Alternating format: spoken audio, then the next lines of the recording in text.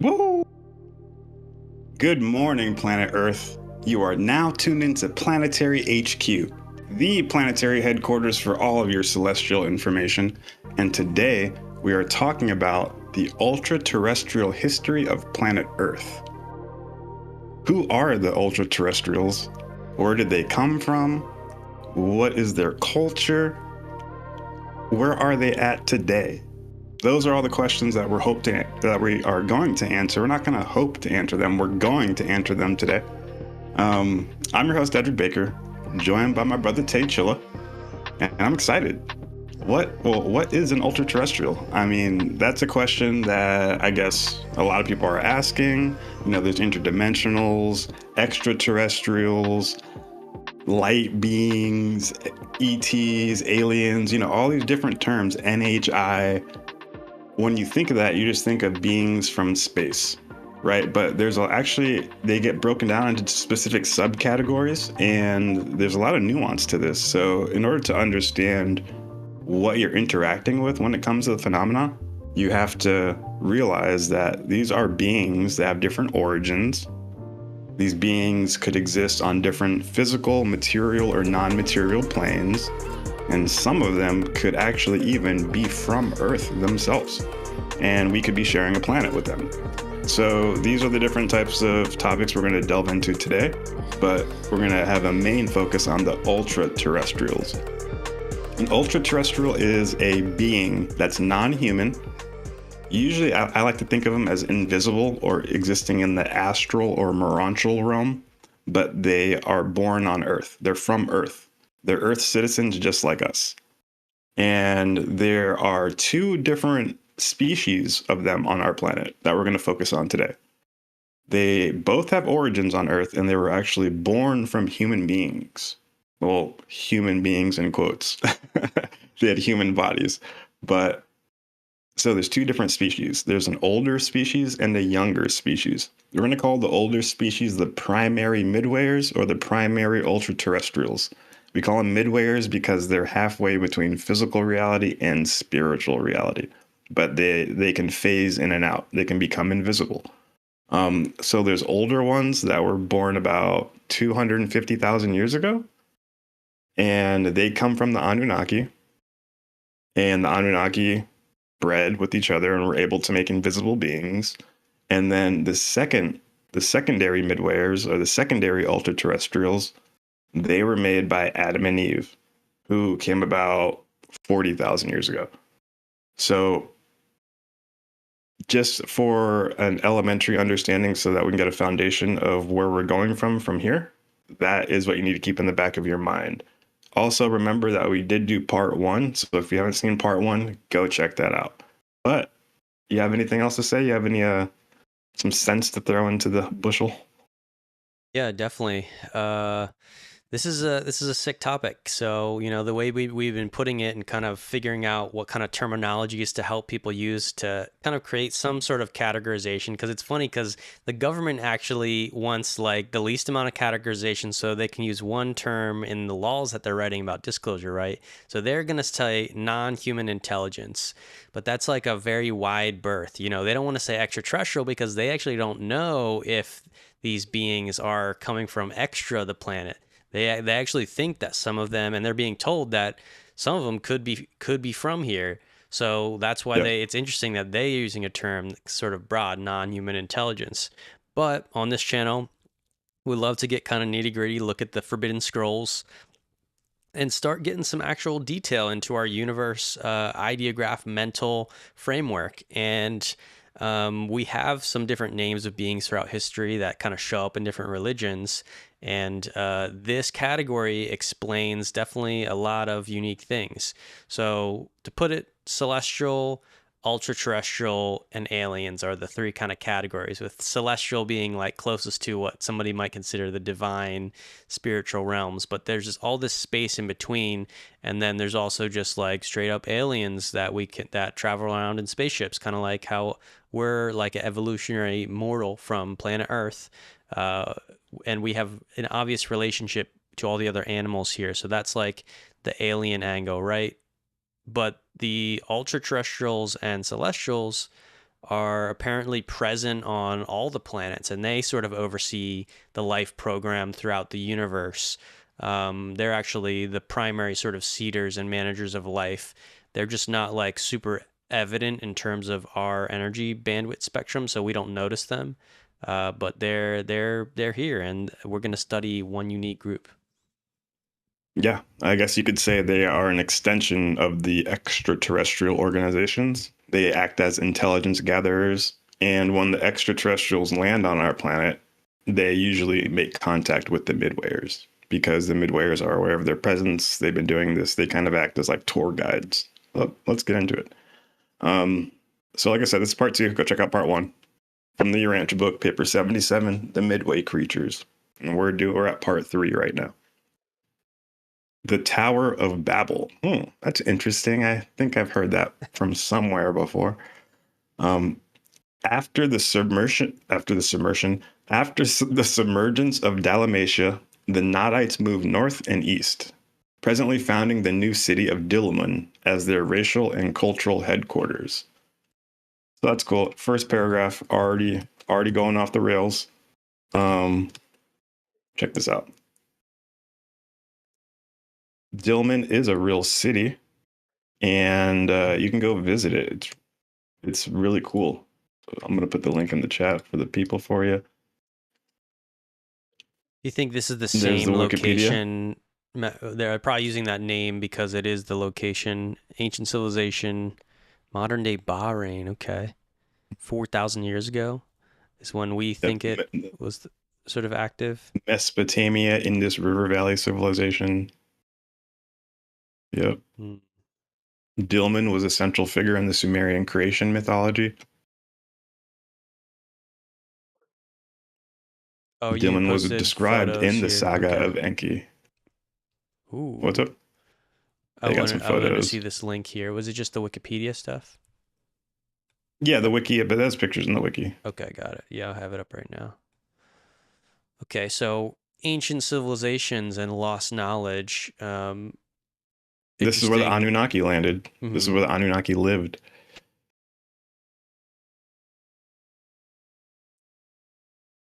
That's so crazy. Wait, so kind of what we're proposing, again, we're linking 2 stories here.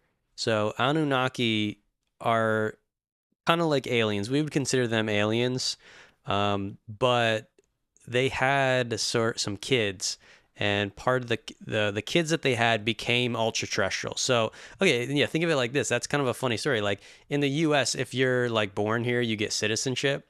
And so it's almost like whether somebody's an alien to a planet or not is sort of like where you're born, kind of. Born, yeah, it's not actually the DNA structure. Like even if it didn't originate from this planet, like if an alien was born here, does that make them an Earth person? And it kind of does. It kind of does. Yeah. And so, picture this: the Anunnaki like land, they set up shop, they're teaching civilization things. There's all these things going on, and they end up mating with each other, the Anunnaki, and they create what's known as the primary midwares, and those are like level 1 ultra-terrestrials that were born on the planet, and now they're sort of planetary citizens. So if you're wondering like how crazy this story is going to get, that's what we're talking about. Anunnaki's kids are the are the ultra-terrestrials. Yeah. And multiple cultures have talked about this. The jinn in the Muslim traditions, crap, I forget the name. Someone put it in the chat. In the Japanese traditions, a lot of different cultures and religions have this concept of invisible beings that interact with humanity. Yeah, I think they call them Tengu in Tengu. Japanese. There you go. Thank you. Supernatural creature known as yokai, kami.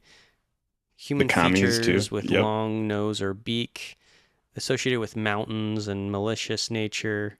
Yeah, they'd be hiding in the mountains. Stuff, right? Yeah.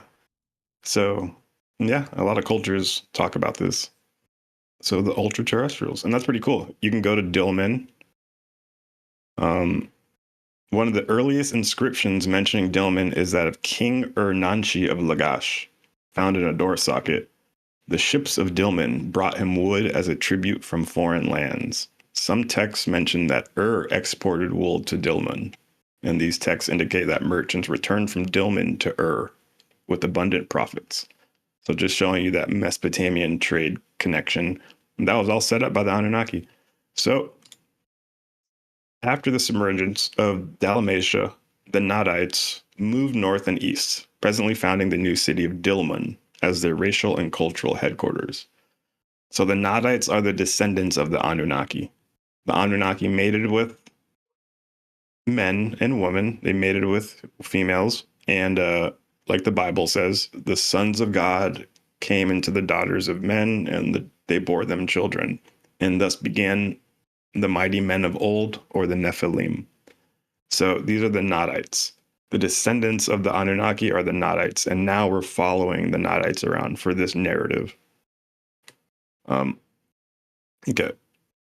And about 50,000 years after the death of Nod, when the offspring of the prince's staff had become too numerous to find subsistence in the lands immediately surrounding their new city of Dilmun, and after they had reached out to intermarry with the Andonite and Sengik tribes adjoining their borders, it occurred to their leaders that something should be done to preserve their racial unity. Accordingly, a council of the tribes was called, and after much deliberation, the plan of Bablot, a descendant of Nod, was endorsed. Bablot proposed to erect a pretentious temple of racial glorification at the center of their then occupied territory. This temple was to have a tower the like of which the world had never seen. It was to be a monumental memorial. To their passing greatness. There were many who wished to have this monument erected in Dilmun, but others contended that such a great structure should be placed a safe distance from the dangers of the sea, remembering the traditions of the engulfment of their first capital, Dalmatia. Bablot planned that the new building should become the nucleus of the future center of the Nodite culture of civilization. His counsel finally prevailed, and construction was started in accordance with his plans. The new city was to be named Bablot, after the architect and builder of the tower. This location later became known as Bablod, and eventually as Babel. Interesting. Got some lore on the story of the Tower of Babel.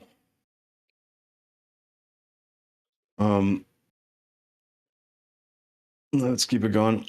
I did hear a little bit of noise in my own voice, so I turned my gain down a tiny bit. I don't know if you want to bump it up a tiny bit on your side. Okay, it didn't sound like too much changed on my side, but I can I'll cool, check. Cool. But we do have an interesting comment that I think we could probably kind of break down here. So, Dionysus, welcome to the stream, and Trainwreck as well. Hope you guys are doing well. So Dionysus said, that's interesting. I think it was Cain's sister that came from Nod. And so I think they're talking about Cain and Abel with the Cain connection with Nod. And so, yeah, it's interesting. That would be later, yes. Yep. Yeah, the Cain, when Cain kills Abel, and yeah, we are right now, we are before that time period. Cain is not alive at this point, but this character Nod is important to understand. And so, yeah, why does the Bible say that Cain went to the land of Nod to find a wife after he killed his brother? And the Christians sort of assume that somehow there was that the Bible doesn't tell us about all of the descendants of Adam and Eve, that they must have had a bunch and it just focuses on a few. And so therefore the land of Nod would have been some other kids Adam and Eve had, some village. But even religious scholars, like realize that that's not like the end all be all explanation. And so there's actually a concept that there was a pre-Adamite civilization on Earth. And that is actually the case. That's what Urantia explains. And so when we talk about the Anunnaki, these ancient aliens that landed and were teaching sort of material and spiritual culture, that was the prince's staff, the Anunnaki, the staff of Anu, the sky prince. And so Nod was one of those 100 like origin beings. And Nod, there's the descendants of that prince's staff sort of became known as the Nodites because Nod was actually the leader of a specific group within those 100. The rebel faction. Yeah, the rebel faction. So, So what you're getting is actually, and remember, this says like 50,000 years later after Nod had died. So we're like way beyond now into Nod's descendants and the staff's descendants. And you go, why does the Anunnaki story kind of like talk? Why is it kind of weird and talking about as if aliens and they needed like gold for their planet? I think what we're actually seeing is probably that 50,000 years of time of just like the origin story getting semi lost but still somewhat contained. And I wouldn't be surprised. The Nodites were kind of set apart genetically from a lot of the other species just because of their origin with the Anunnaki. And so I wouldn't be surprised if the Nodites ended up sort of like probably even enslaving, because they're enslaving like normal humans to do their work. Because again, Nod was in the rebel faction of Anunnaki during what's known as the Lucifer Rebellion, and yeah, there's a whole lot of extra context and story here, but that's basically what I wanted to point out for the sake of understanding the Nod connection. Yeah, and while we're here, the Nodites would be the Aryans. This the scary taboo word that people don't want to say. The people that Hitler was trying to trace the Nazi lineage to. We get Aryan comes from Sumerian. If you take away the Sum, you get Aryan. They were actually called Urians with a U, but we say Aryans now. And the word Iran, pronounced as Iran, it actually is a direct translation of the land of the Aryans. I put a screenshot in there in the text in the chat for you. Yeah, I have that up. So that's, you can see how mystical these people were in historical lore, so much so that, you know, the Nazis were like going around the entire world trying to dig up their artifacts and figure out who these people were. So these were just direct descendants of because the they Anunnaki celestial knew beings. that And they these weren't were white celestial people with blue eyes. aliens, and so they were like, we wanna get the Aryan technology, and they sort of made that their thing, which I guess, you know, just got wrapped up in the whole Nazism. Yeah. But they weren't blonde hair, blue eyes. Okay. That's the Nodites did not look like that. The Nodites actually looked more like Eskimo Inuit people mixed with us. But that's for a different story. But yeah, I just wanted to let that as a side note. So yeah, these Nodites are some heavy hitting motherfuckers. And these are the people that the Bible says, like I said, the Nephilim, the sons of God, came into the daughters of man. Exactly.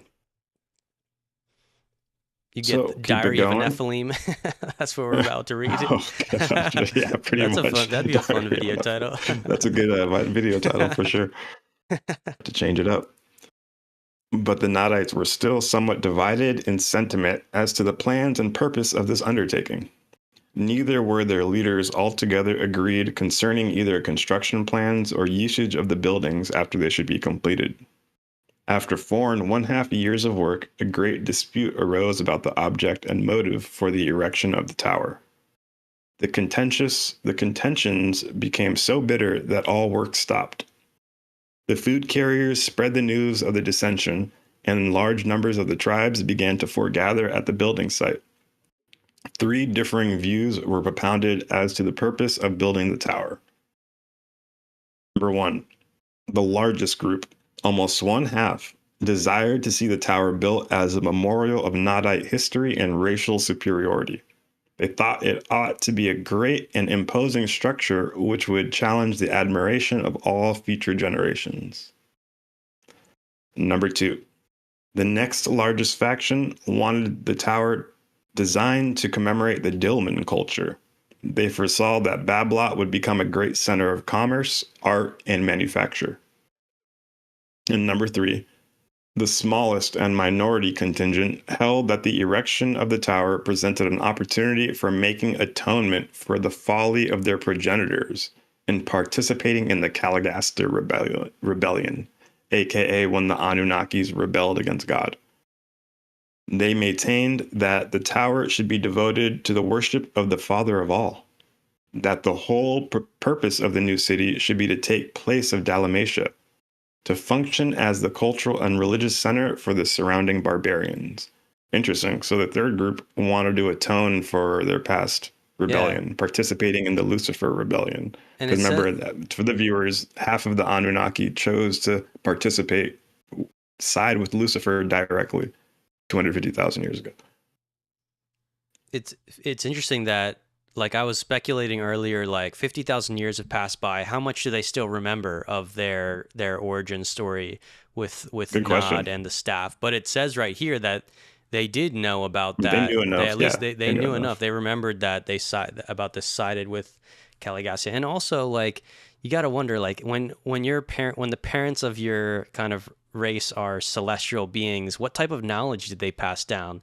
Did they give you a USB archive for that would survive like multiple generations, so that each generation could access the technology? Like, how much of that knowledge, was sort of Well, unbroken in that line? usually you're looking at that Dillman with all those reliefs, those stone tablets. I wonder if you can go down there and if we could read some of it, and it would be like the Caligastia story, the rebellion story. Yeah, exactly. That'd be sick. Um, Shout out to the chat. Dora Ann Davidson, met you at Riverfest, Taylor. Heck yeah. Awesome. What's Glad going on, glad you're Dora? here tuning in. Wish I could have met you. I'll give you a hug next time. Okay. The religious group were promptly voted down. So the third group was voted down. The majority rejected the teaching that their ancestors had been guilty of rebellion. Wow. So they're already starting to say Interesting. that's bullshit, that's fake, that's Right. propaganda, don't tell us that. They resented such a racial stigma. Having disposed of one of the three angles to the dispute and failing to settle the other two by debate, they fell to fighting. The religionists, the non-combatants, fled to their homes in the south, while their fellows fought until well nigh obliterated. About 12,000 years. I wonder if that battle has a name in like the Sumerian history texts, and if we could go like look up Yeah. where it happened. The Battle of Ur-Nanagalash. Like, okay, that's the one. About 12,000 years ago, a second attempt to erect the Tower of Babel was made. The mixed races of the Andites, Nodites, and Adamites undertook to raise a new temple on the ruins of the first structure, but there was not sufficient support for the enterprise. It fell of its own pretentious weight. This region was long known as the Land of Babel. Oh, okay, wow. And So 12,000 years dude, ago, that's the the Atlanteans. Adamites, That's the damn. Atlantean time So you think period. the They found the Atlanteans spot. are the Andites? I think They I went think back and yeah, found the the Atlanteans, spot. and they Okay, found the because spot. they're the mixed descendants of Adam and Yeah. Eve and the Nodites, and they're And the looking for their Nodites. Yeah, ancestors. yeah, yeah. Looking for that ancient Uh, technology. That's probably where they got some of it. They did an adventure back to the land of Nod and damn, everything. That's an crazy. ancient expedition from Dude, more ancient time. That's anytime we hear crazy. that 12, 13,000 year time period, think about Dude, that's Atlantis. a great movie. Has there ever been movies about people in ancient times doing an expedition for even ancienter times? It's like a Graham It's Hancock like, episode, but the context is like from 12,000 years ago. yeah, if Graham Hancock was alive 12,000 years ago, I bet Graham is like, maybe he's a reincarnated Andite. Just he's a descendant. That's what I'm doing the saying. He's mission. descendants of these guys. That's Right. cool. You gotta check it out. I wonder where it is. I mean, if it says it's a bunch of rocks that collapse, I'm sure we can find it somewhere. Put it in the chat if you know. And if you like what we're talking about so far, hit that like button, get it to the front page, and don't forget to hit that subscribe. All right, number 4. Nodite centers of civilization. The dispersion of the Nodites was an immediate result of the internecine conflict over the Tower of Babel. This internal, oh wait, isn't it your turn to read? Whatever, I'll keep going. Yeah, you're good. Go. This internal war greatly reduced the numbers of the pure Nodites and was in many ways responsible for their failure to establish a great pre-Adamic civilization. So they fought each other too much, Tim. From this time on, Nodite culture declined for over 120,000 years until it was upstepped by Adamic infusion. But even in the times of Adam, the Nodites were still an able people. Many of their mixed descendants were numbered among the garden builders, and several of Van's groups and several of Van's group captains were Nodites. Some of the most capable minds serving on Adam's staff were of this race. 3 out of the 4 great Nodite centers were established immediately following the Bablock conflict.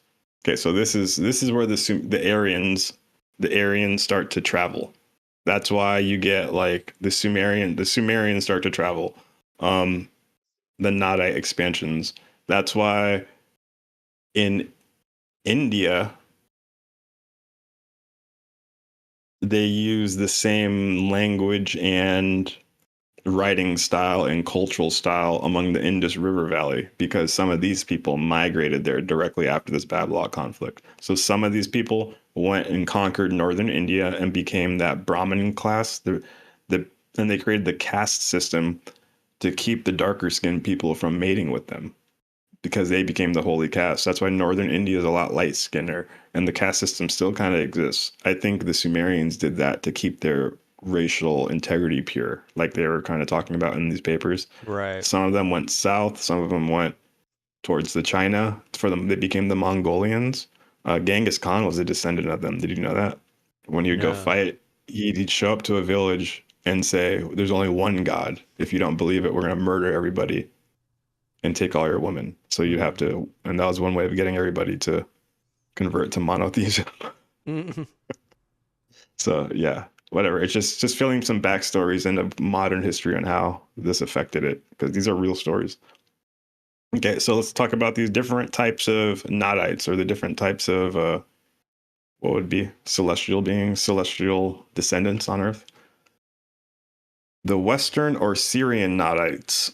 The remnants of the nationalistic or racial memorialists journeyed northward, uniting with the Andonites to found the later Nodite centers to the northwest of Mesopotamia. This was the largest group of the dispersing Nodites. They contributed much to the later appearing Assyrian stock. Okay, so I guess this is where Assyria is. The Assyrians are from the Bible. They had a huge kingdom.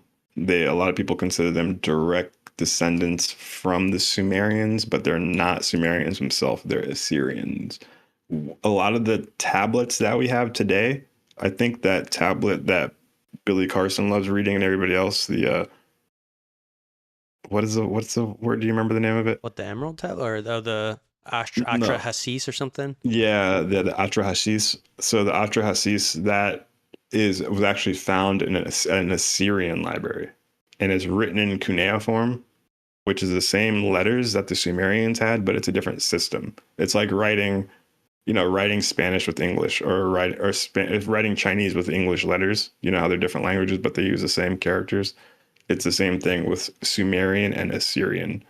So we have Assyrian tablets that give us Sumerian stories, but I guess we're missing some of those same stories that are older in direct Sumerian. Mm-hmm. It's really interesting. And then there's Babylonian, which I think is a little bit different too, but they're all in that area. So the first one created the Assyrians. That's nice to know. The second group, the Eastern or Elamite Nodites. The culture and commerce advocates migrated in large numbers eastward to Elam, and there united with the mixed Sangic tribes. The Elamites of 30 to 40,000 years ago had become largely Sangic in nature, although they continued to maintain a civilization superior to that of the surrounding barbarians. After the establishment of this second garden, it was customary to allude to this nearby Nodite settlement as the Land of Nod. And during the long period of relative peace between this Nodite group and the Adamites, the two races were greatly blended, for it became more and more the custom for the sons of God, the Adamites, to intermarry with the daughters of men, the Nodites. Ooh. That's cool. Oh, I didn't realize it That's was connecting those two things as the sons of God. it uses that term like 3 or 4 times to Right. describe different processes, but that's one of the ways. Yeah. I guess when I'm the pretty staff, sure. they had kids with humans, didn't they, as well? Yep. They'd be Nodites. Yeah, and they would be considered in that sons of God class. Yeah. And I think the Elamites, I think they turned into the Jews, the Hebrew ancestry. I'm pretty sure. Make sure I'm right on that. Also, I think it'd be cool to bring up here the Tower of Babel in Genesis is a short paragraph. Um, I want to read that so we can do a little cross comparison here. No, I'm sorry. I'm sorry. The Elamites were not the Jews, but in the Old Testament, um, the Jews had trade with the Elamites. Okay, They're written about in the Old Testament. They're nice. actually talked about as existing with the Assyrian Empire in the Mm-hmm. Bible. So that's kind of interesting. So this kind of Okay, backs that up. right, right. So Jews were not Jews. They were separate, it says, but there were Elamites, Assyrians. Cool. And this, I mean, I think at this point in time, we're kind of before the formation of like Of the Abraham's Jews. lineage. We're like that's like You're way right. There down the is no line. We're Jews. still what's the year here? What year are we at when it's talking about this? I Good mean, question. it said a couple different things because it talked about this city. Was it? Let's see. Well, it Give says us a date. 12,000 years ago. Remember, up until 12,000 years ago, it's that one thing. It says Yeah, but that doesn't place the that Tower of doesn't Babel place the story entire timeline. of I don't know when the when this Tower is, of Babel but was being built. Because it said 50,000. Well, I think it was 50,000 years it's after after the death of. Adamites. Because, But well, I mean, I they just mean, the refer to origin of the. the Tower of Babel is before the Adamites because it says 50.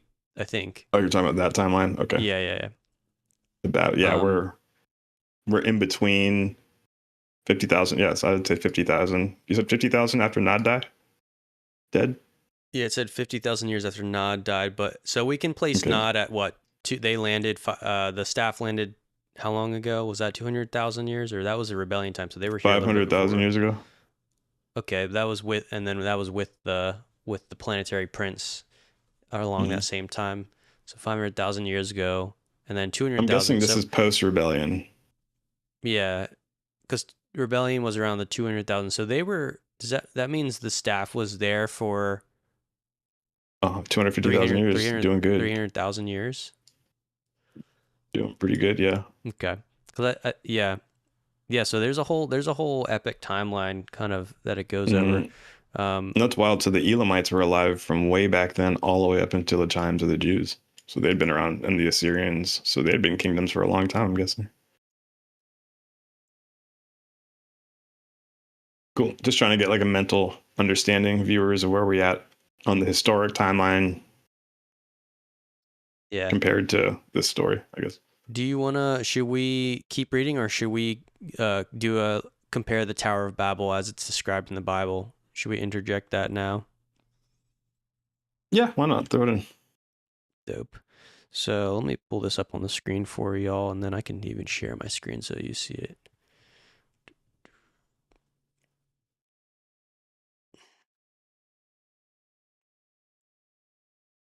Hope you guys are enjoying the show. Appreciate you guys tuning in. Leave a chat, leave some love if you like it.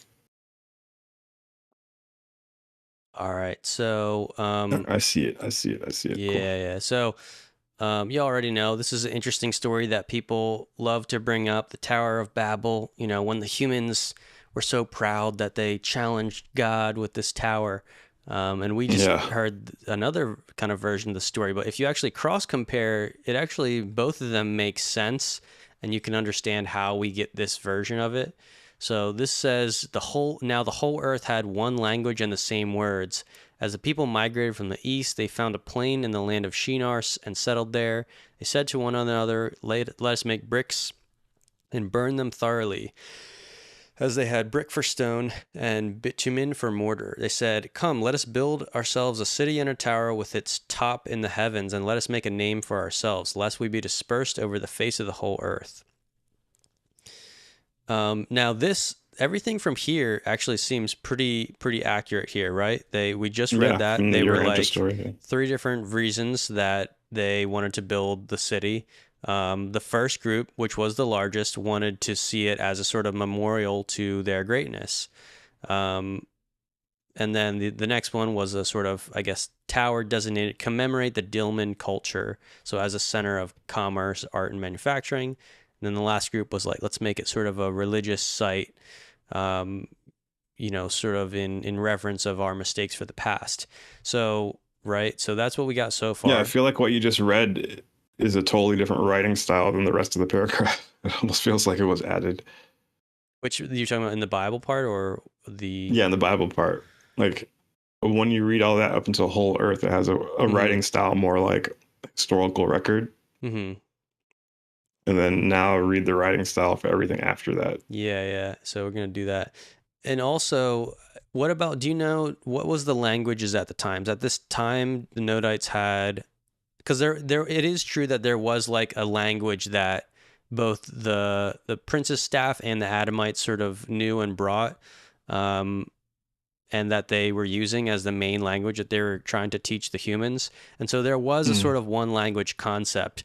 Now, specifically, is like when it says the whole earth had one language and the same words. That's not right. It's not entirely right. And you can tell that when they preface it with that, and then later in the story, it comes back because they are explaining something about God confusing their language. So it's a bit of a like part. You can see how the lore is wrapped up into why they're telling the story. They want you to know that the earth had some type of previous unification, which is also true because there were these ancient cities where celestials like unified the different groups and we're teaching a one language. So that's true, but the sort of reasoning, some of the reasoning behind this gets sort of put into a myth. So that next section here is the Lord came down to see the city and tower which the children of man had built, and the Lord said, behold, they're one people, they have one language, and this is only the beginning of what they will do. And nothing that they propose to do will now be impossible for them. Come, let us go down and there confuse their language, so that they may not understand one another's speech. So the Lord dispersed them from there over the face of all earth, and they left off building the city. Therefore its name was called Babel, because the Lord confused the language of all the earth. And from there the Lord dispersed them over the face of all the earth. Good old Bible repeating shit over and over again. Now, I gotta point out, do you have something to say there? No. I gotta point out here, the immediate thing that makes me wonder, like, when we read these stories, you know, we gotta look at, like, what is, if the character of God is actually like this, like, how do we paint this picture? And so, literally, sure, there's like a little bit of a prideful moment here. They say, let us build a city and tower to our greatness. And that's why the readers normally are like, oh, it's justified that God literally like dispersed their language because they were proud. But you go like, okay, is this really the nature of God, that when a great civilization comes together and is unified, actually has like peace among themselves and is trying to like build cities together? You think that like God comes down just because they have that and then like totally confuses the languages? Like it's basically placing, like, of all the civilizations that we know fall apart and we can see the reasons why they fall apart, you notice the reasons they fall apart are human. It's human contention. It's their own infighting. That's why great civilizations fall. But this is sort of creating a mythos, which also is trying to teach you about the character of God, which is a bit of it's a distortion. When you're basically telling, and you're growing up thinking that like if you as a culture like become too great, like God is going to be like jealous or something, and he's going to like destroy the culture, smite you down. And again, that's an ancient depiction of the character of God that does not vibe with what Jesus taught. And I just want people to know that, like, to understand the reason why it was written like this, and that there is some truth to the story, but there's also like the point that the writer's trying to give to you is incorrect, which is that it's not that God came down and confused this language. We just heard the story. The people were dispersed, but it was because they started infighting, and they killed most of each other, and it actually had a major like downside to this civilization and this genetic lineage, because they lost a lot during that process. Now again, like, God's not inspiring war in anyone's mind. That is not there's not a concept which vibrates eternally. It's a old distortion of, you know, the war gods kind of concept, the God of war. Yeah, God of War, good video game. Also, like with the whole language thing, we have to remember this is pre-Adamic. So for about 500,000 years, there was just humans wandering around the woods, building their own tribes and civilization. Then 500,000 years, that's taking place. And then the Anunnaki land, okay? All of the tribes were speaking different languages at that time.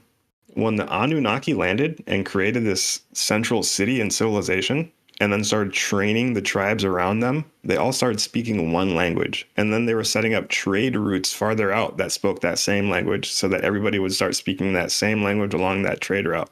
And for the first time ever, all the surrounding barbarian tribes were like, over there, they have a single language they all speak, and they teach it to the people around them so that now they want to learn this language. And for the first time ever, there's a universal language that they have never heard of before. These are tribes, people in the woods. So it could definitely get written down to the lore and then get redistorted as literally the entire world had one language, you know?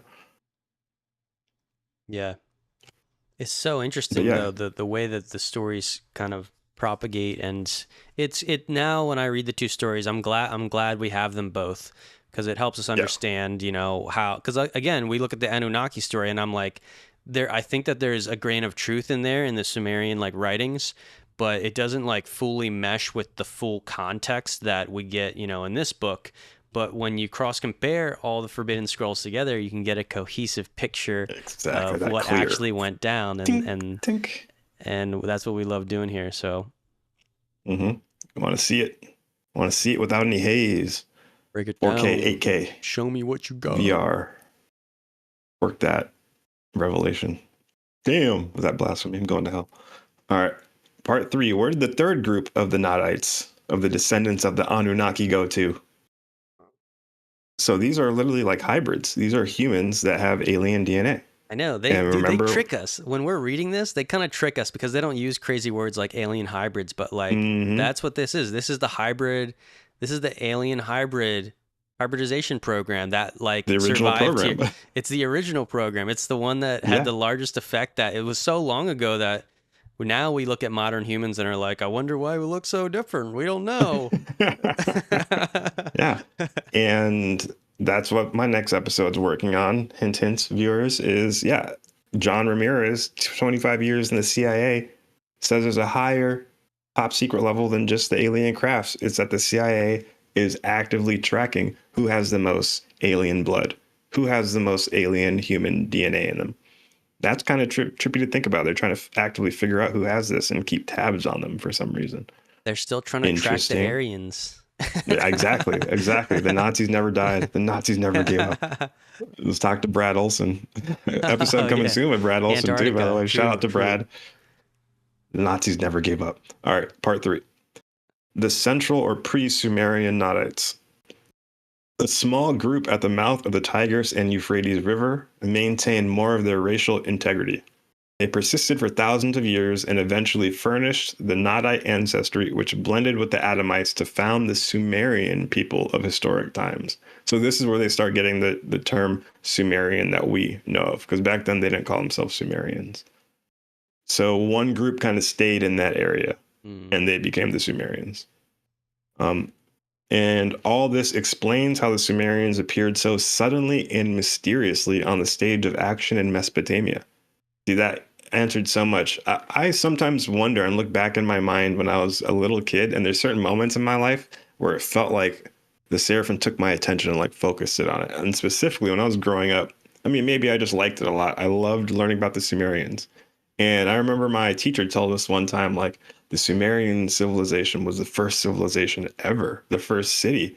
Scientists and archaeologists don't understand. It's like they appeared overnight. I remember he said that. They appeared overnight with laws, calendars, advanced trade, writing systems. Like, it's as if cavemen just all of a sudden woke up one day and knew this. And then he just kept teaching. And I remember being tiny, like, oh my God, that's so mysterious. Now I'm older. I'm like, oh, no shit. Exactly. And it answers it right there. And this all explains how the Sumerians appeared so suddenly. And like, I was drawn to that moment. It's like my adjuster was like, make the connection, little boy. Investigators will never be able to trace out and follow these tribes back to the beginning of the Sumerians, who had their origin 200,000 years ago after the submergence of Dalmatia. Wow. Without a trace of origin elsewhere in the world, these ancient tribes suddenly loom up on the horizon of civilization with a full-grown and superior culture, embracing temples, metalwork, agriculture, animals, pottery, weaving, commercial law, civil codes, religious ceremonial, and an old system of writing. Sounds a lot like the Book of Enoch, the Watchers, what they were teaching us. Oh, that's With weird. Yeah, the way that they Semyase. list that. So, uh, at the beginning of the historical era, they had long since lost the alphabet of Dalmatia, having adopted the peculiar writing system originating in Dilmun. The Sumerian language, though virtually lost to the world, was not Semitic. So it wasn't like Jewish or that. It had much in common with the so-called Aryan tongues. So that'd be Indo-European. That's where our language comes from. Okay. That's what they call it, Indo-European. But those people actually come from Sumeria. Elaborate records left by the Sumerians describe the site of a remarkable settlement which was located on the Persian Gulf near the earlier city of Dilmun. The Egyptians called this city of ancient glory Dilmat, while the later Adamized Sumerians confused both the first and second Nadite cities with Dalmatia, calling all three Dilmun. And already have archaeologists found these ancient Sumerian clay tablets, which tell of this earthly paradise where the gods first blessed mankind with the example of civilized and cultured life. And these tablets, descriptive of Dilmun, the paradise of men and God, are now silently resting on the dusty shelves of many museums. Whoa. How crazy is that? Dude, Indiana Jones on this bitch, dude. this quote here, whenever they use quotes, that's like, they do that sometimes when they use Bible verses. So you can find it. I think this quote is from one of the tablets. So if we can find the tablet that says this, they're giving us a little hint, like, about which one's legit. Like, find the one that says this line, where the gods first blessed mankind. Start making fake tablets. Dude, that's awesome. Yeah, I mean, once we get planetary H quarters, once we get that shit built up, we'll have some of them tablets right when you walk in. The Sumerians, well known for the first and second Edens, but despite extensive intermarriage with the Adamites, continued to regard the garden dwellers to the north as an alien race. Sumerian pride in the more ancient Nadite culture led them to ignore these later visits of glory in favor of the grander and paradisiacal traditions of the city of Dilmun. Interesting. Whoa. Wow. So Dude, the Sumerians knew about Eden, but they turned their backs on them. They're like, we care about our ancestors. No, they knew they were like aliens, but they thought that their ancestors were better than them. But yeah, I mean, I'm just wondering, when they say alien race, I wonder if they're meaning like about extraterrestrial. Just I think they use that term on purpose. Yeah, play on words. yeah. That's crazy, dude. What if the Sumerians made the Anunnaki story, but they were actually talking about the Adamites because they didn't like the Adamites? Because they kind of had this idea that their origin was better, and they were like, the Adamites came here to enslave us. They want us to build their city. They're having us get stuff together. That's a good angle, dude. They built Eden for 100,000 years, right? Yeah. Or Van had that going, and so the Sumerians were like, they kind of like mished and mashed a couple different things, where the negative Anunnaki that enslave like humanity, that maybe that's what they're trying to pitch as the Adamites or something, where they came and they're trying to get stuff for their planet, but it's also intermixed with the prince's staff story and like that mixture of understanding that like there was a rebellious group, but then remember, 50,000 years after Nod died, half of them were like, no, that's not our story. We weren't part of a rebellion. So already the story's kind of getting loose, and there's this thing about talking about their knowledge of the good Adamites. Nodites, the Vanites. Right. I like to call them the Vanites. Yeah, and maybe the Sumerians and the Vanites had beef, but they could confuse the Vanites with the Nodites. Could have been a lot of weird shit back then. Yeah. But pretty much they're aliens. We're Sumerians. We're better than them because our ancestors say we're descendants of the gods. Crazy. All right, getting deeper into it. The northern Nodites and Amadonites, the Vanites. There we go. The good. So this is the Anunnaki faction that didn't rebel. 40 of the 100 stayed good. and then we call them the Vanites. But they had the same biological body. So if you looked at a Vanite or if you looked at a Nodite, they would look exactly the same. Just one would be a rebel and one wouldn't.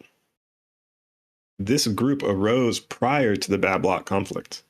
These northernmost Nodites were descendants of those who had forsaken the leadership of Nod, and a successor for that of Van and Amadon. Hell yeah.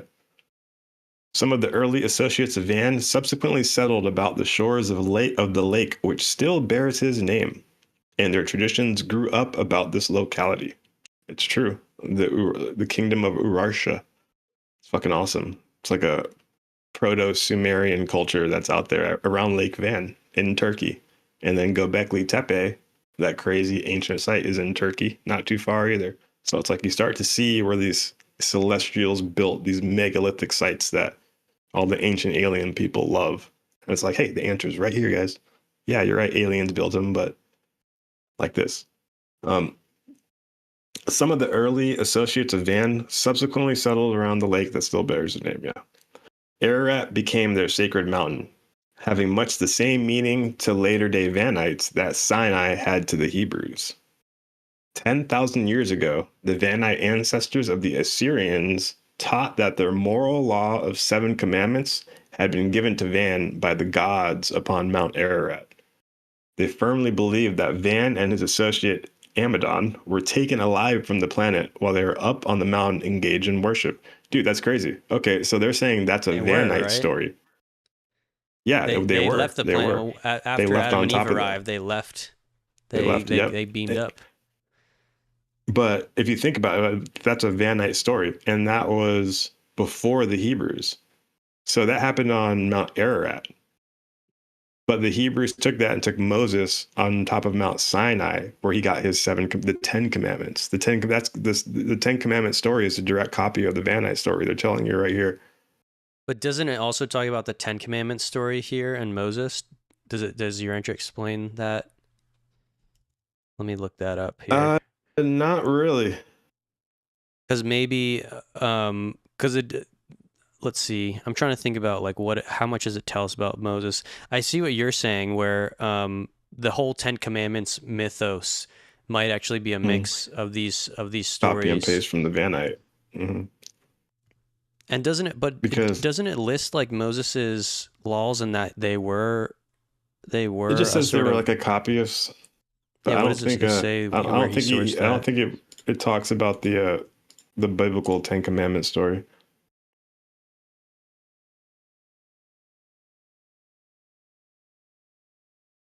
Oh, wait. Yeah, here I found a quote. If you search for Moses and then all the hits that come up, search for commandment. Moses, in addition to the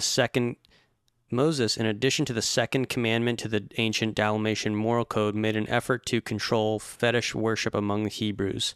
While this commandment, let me open up the full quote here, because yeah, you're right. This is saying that Moses used the ancient Dalmatian moral code and worked with that. Yeah, okay, exactly. Yeah, Moses, in addition to the second commandment of the ancient Dalmatian moral code, was trying to control fetish worship among the Hebrews. He carefully directed that they should make no sort of image that might become consecrated as a fetish. He made it plain, "You shall not make a graven image or any likeness of anything that is heaven above, or on the earth beneath, or in the waters of the earth." While this commandment did much to retard art among the Jews, it did lessen fetish worship, but Moses was too wise to attempt to suddenly displace olden fetishes, and he therefore consented to the putting of certain relics alongside the law in the combined war altar and religious shrine, which was the Ark.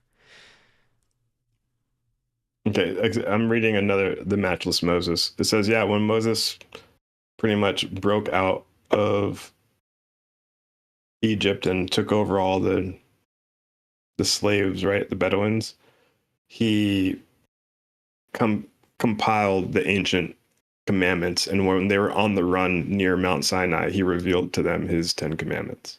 Mm-hmm.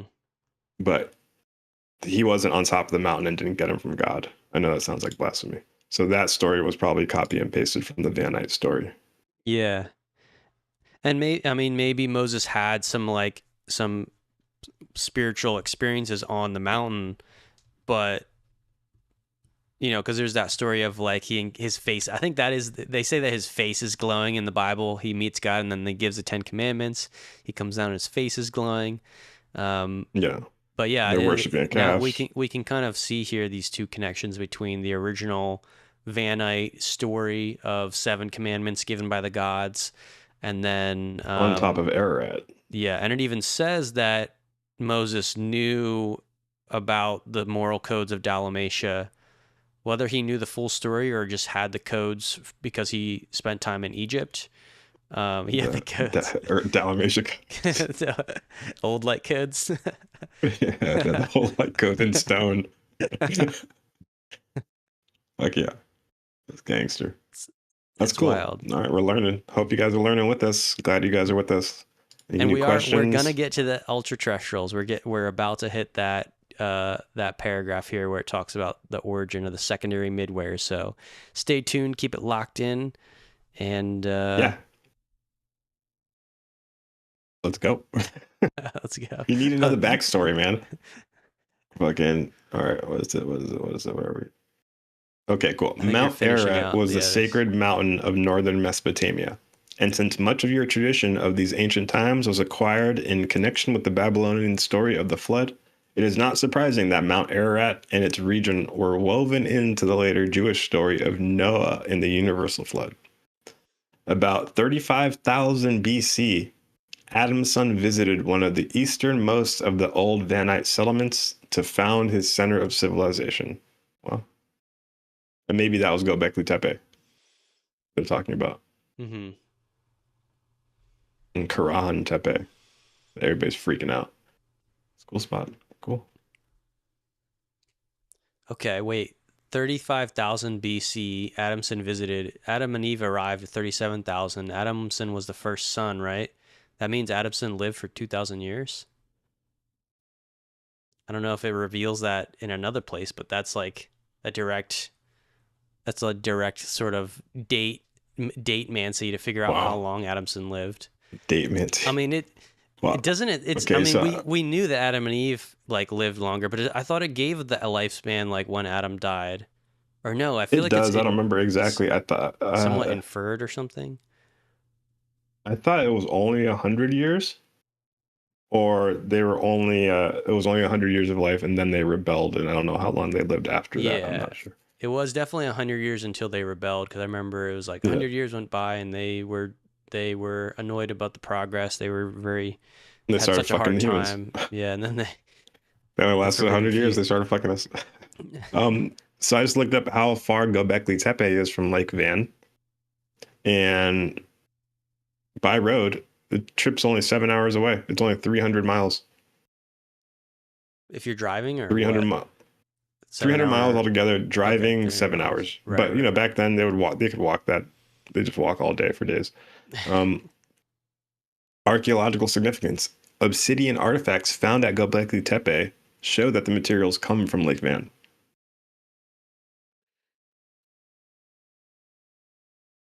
Okay, it's only 150 miles if you walk.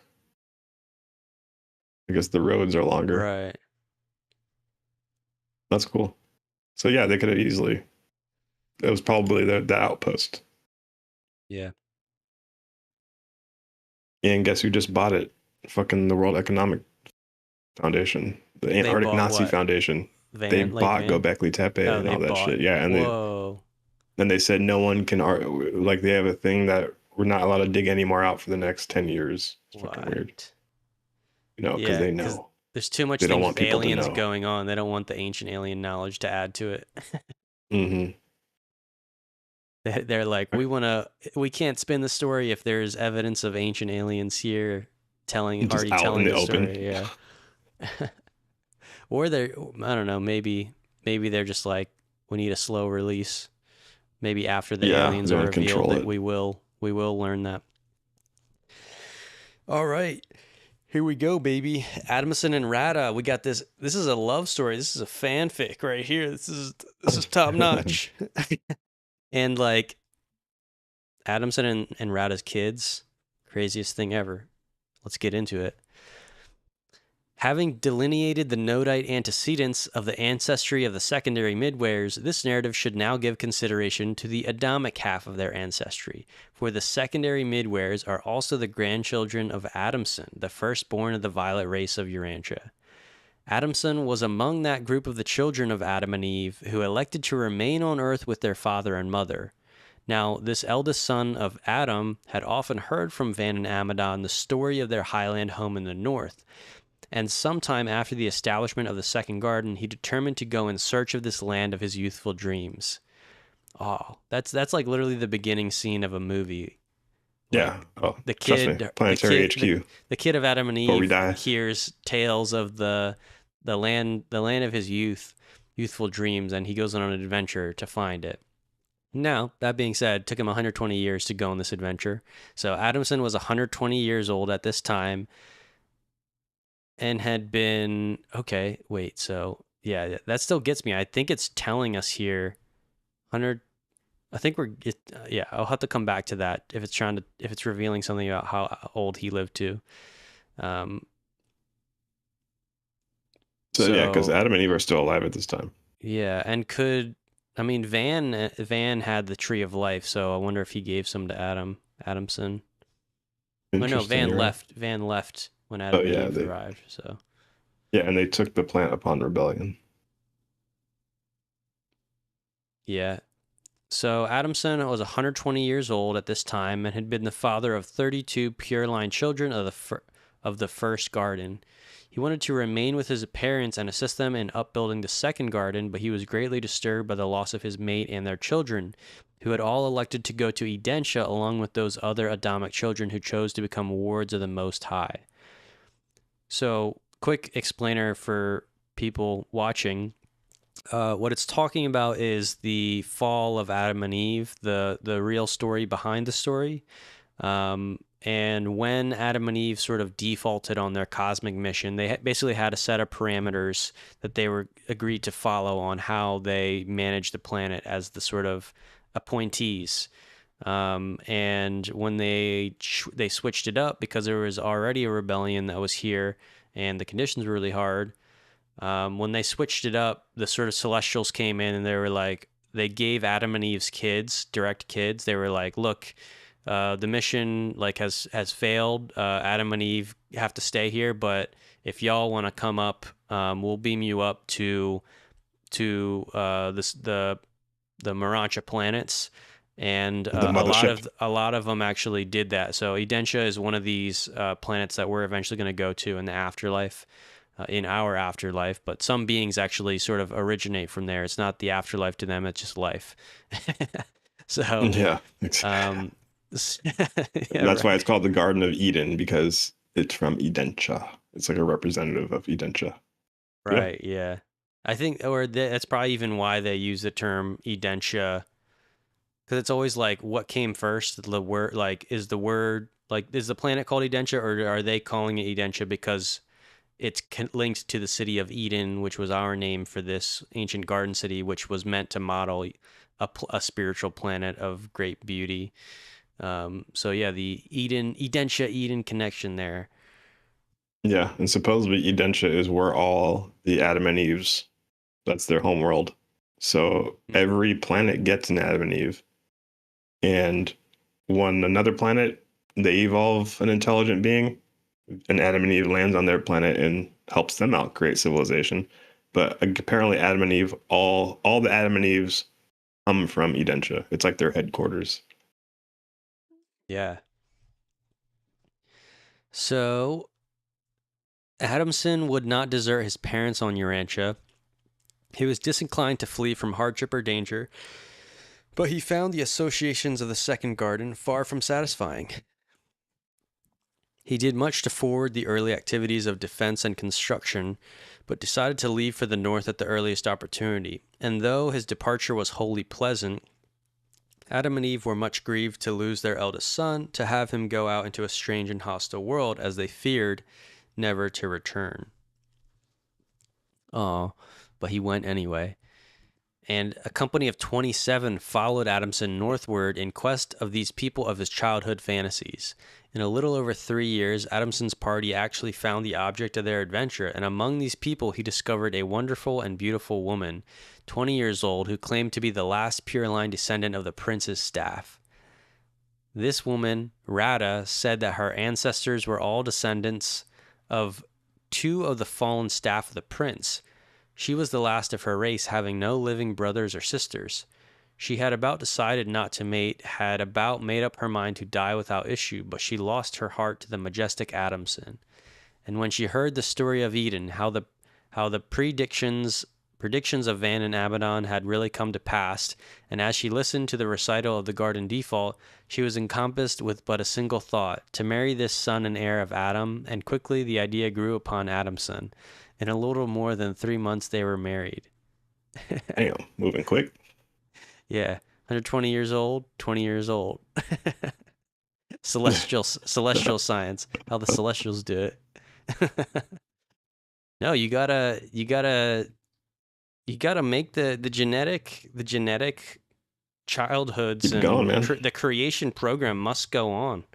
And of course, she was like trying to get hitched up to this baddie Celestial, like from the cool stories she heard as a kid of the Van's predictions. And everybody in her town was lame, so she's like, yeah, literally. These fools ain't even Celestials. And a Celestial comes riding in on a fucking fan door. There you go. And that's how we got ultra-terrestrial babies. And that's how the Midwayers are created. So Adamson and Rada had a family of 67 children. They gave origin to a great line of the world's leadership, but they did something more. It should be remembered that both... Wait, what did it say? What did it just say? They did something more. No, before that. They gave origin to a great line of the world's leadership. Ooh, reptilian bloodlines. Ooh. You know how the supposedly all the families that ran the European monarchs and the government positions, they all have the secret reptilian bloodlines, that they're descendants of the Nephilim. That makes sense. Yeah, you wonder. Yeah, they're probably CIA's probably tracking this lineage. They're like, we want to know. Maybe the families themselves have like internal stories, like, hey, we're descendants of the gods. It's funny because there's like no way that doesn't become culty unless you have the whole story, like we're kind of reading here. Like people just, they take that like little bit of knowledge and they're like, and then they like, basically rule over everyone else. Okay, so it should be remembered that both of these beings were really superhuman. Every 4th child born to them was of a unique order. It was often invisible. Never in the world's history had such a thing occurred. It's like, it knows the next line that they're going to write, and so they preface it. They were like, by the way, you should remember, these beings were superhuman. Therefore, every 4th child was often invisible. Rada was greatly perturbed, even superstitious, but Adamson well knew of the existence of the primary Midwayers, and he concluded that something similar was transpiring before his eyes. When the strangely behaving offspring arrived, he decided to mate them, since one was male and the other female, and this is the origin of the secondary order of Midwayers. Within 100 years before this phenomenon ceased, almost 2,000 were brought into being. Oh, 2,000 secondary ultra-terrestrials. Yeah, and here we get Adamson's age here. So we actually get Adamson. We can infer Adamson's birth date, I think, because we take it 35,000 years. Anyway, that's weird. I don't know if that fully makes sense with the whole timeline, but anyway. So, okay, so this first group, I'm wondering though, like this first group of kids, I Yeah. don't know what are they considered? They're not really the secondary midwares. The secondary midwares are the kids of these No, kids. there's 16. Yeah, they're not. They die.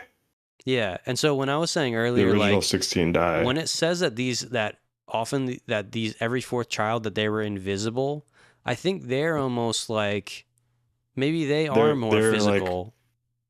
they are more They could like phase in and out like at will, I guess, kind of. But they Well, I'm die. wondering like if they actually had all the full powers of the secondary midwares, because it's like they're the kids of those kids. That's what makes up the midwares that we know of, but it doesn't really Yeah. explain how different their parents were to them, the secondary midwares. No, Those I go 16. from the George Barnard. That's Mm, the information I pull from. Yeah. yeah.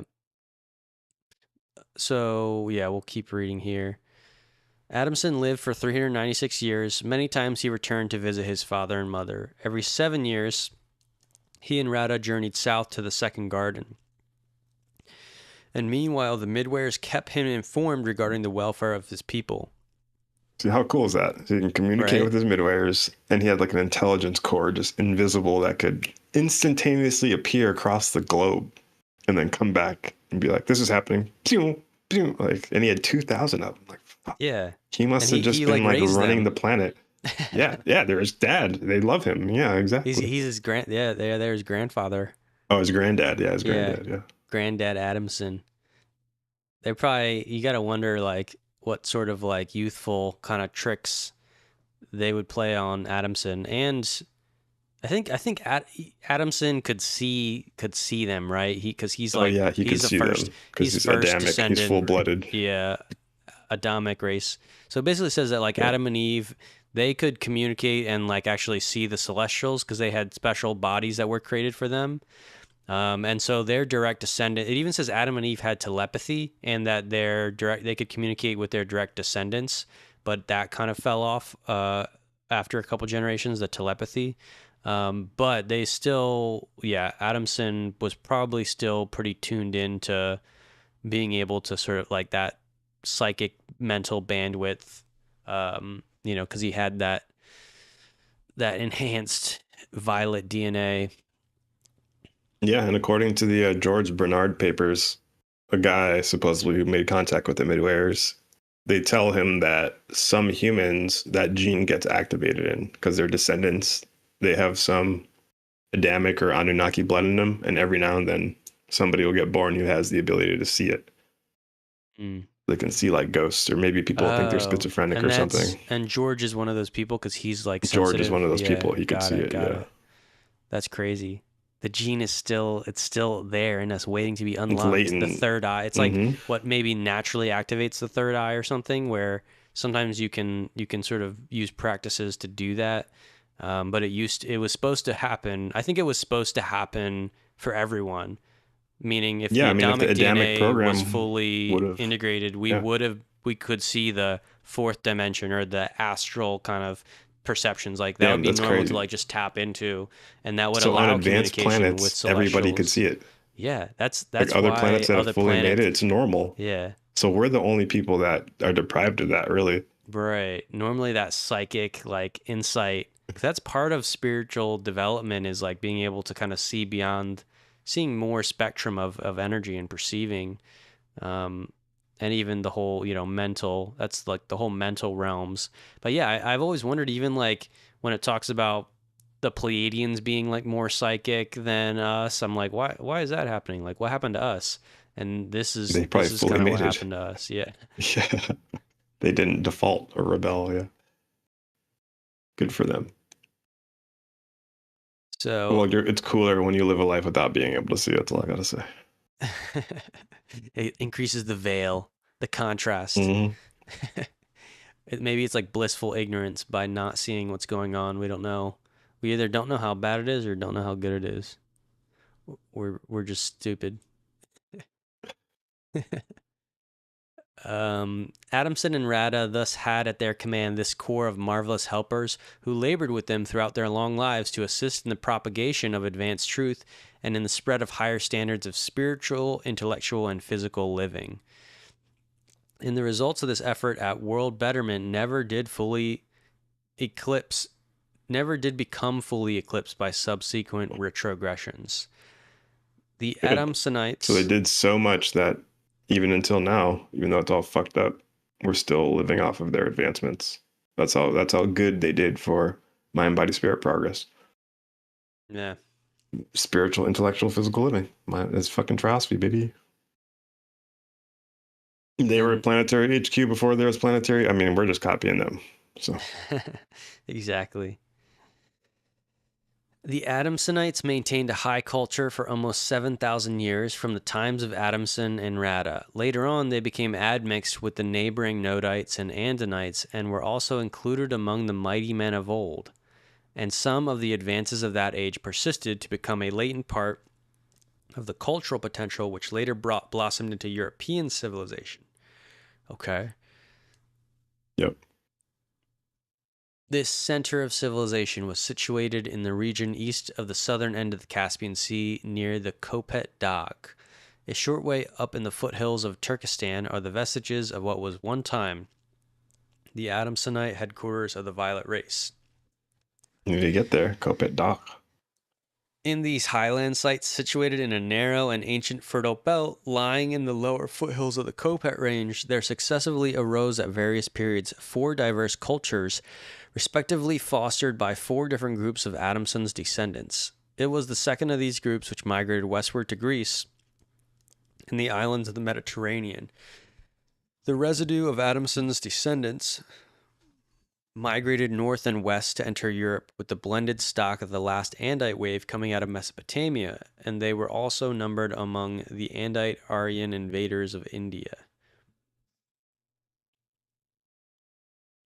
Pretty cool. Touching on what we were talking about before. So now I like this paper because one of the papers that highlights there's 2 different centers of art. And they have a direct linkage to the 2 different ET races that landed in antiquity. You have the Anunnaki, or the Caligastia staff that landed 500,000 years ago. And they created that Sumerian type of art, the Sumerian Egyptian type of art. It's beautiful, you know? And also even the Indian or Hindu type of art. But then you have a different type of art center that's coming from Greece and the Adamite art types. And that's where you get the Greco-Roman type of art, you know? It's the Greco-Roman marble statues. That art, it looks very different than the Middle Eastern art, right? One seems a little bit more masculine and one seems more feminine, if that makes sense. It seems like the Adamite culture had a more feminine flavor for their art. Like, look at the Roman and Greco, like I said, paintings, murals, sculptures, architecture. There's a lot more like curved lines and like frills, and people's bodies forms are more like natural. You go to Middle Eastern, Sumerian, Egyptian, it's very masculine, straight lines, and people are drawn like straight and strong. But so you can trace those 2 archetypes from different aliens. You know, the Greco-Roman art style comes from the Adamites, and the Mesopotamian style comes from the Anunnaki. They're both beautiful, but you can see how, like, especially the Greco-Roman, it really made Europe look beautiful. So shout out to the Adamites. And gang, I think you're up here to read about the secondaries. Hell yeah, let's do it. Part 6, the secondary midwayers, the ultraterrestrials. Let's see what these things are made of. While the primary midway, and shout out to my midwayers, they're around me right now. What's going on, gang? While the primary midwayers had a well-nigh superhuman, I'm giving you guys some spotlight. I just figured you guys would want some of that limelight. And don't forget to recognize your celestials around you, your seraphim, your midwayers. Say hi. They want to be recognized. Imagine living an entire life on planet Earth in front of these beings and they never realize you're right there. Probably makes them feel good to be like, what's up, guys? It's like, wow, thanks. So, you know, saying hi and saying what's up goes a long way. Being acknowledged goes a long way, right? You don't like walking into the room and nobody acknowledges you. Come on. So, while the primary midwayers had a well-nigh superhuman origin, the secondary order are the offspring of the pure Adamic stock united with the humanized descendant of ancestors common to the parentage of the senior core. Among the children of Adam's son, there were just 16 of the peculiar progenitors of the secondary midwayers. So that's that first group, the first kids, was 16. These unique children were equally divided as regards sex, and each couple was capable of producing a secondary midwayer every 17 days by a combined technique of sex and non-sex liaison. Wow, they can make a new one in 17 technique. days. This time they combined the technique. The primary midwayers, it says that it was a non-sex liaison, but now supposed non-sex. So that's what it says. Yeah, but now here the secondaries, it says a combined technique of sex and non-sex liaison, which is why they're maybe a little more human. They're soaking.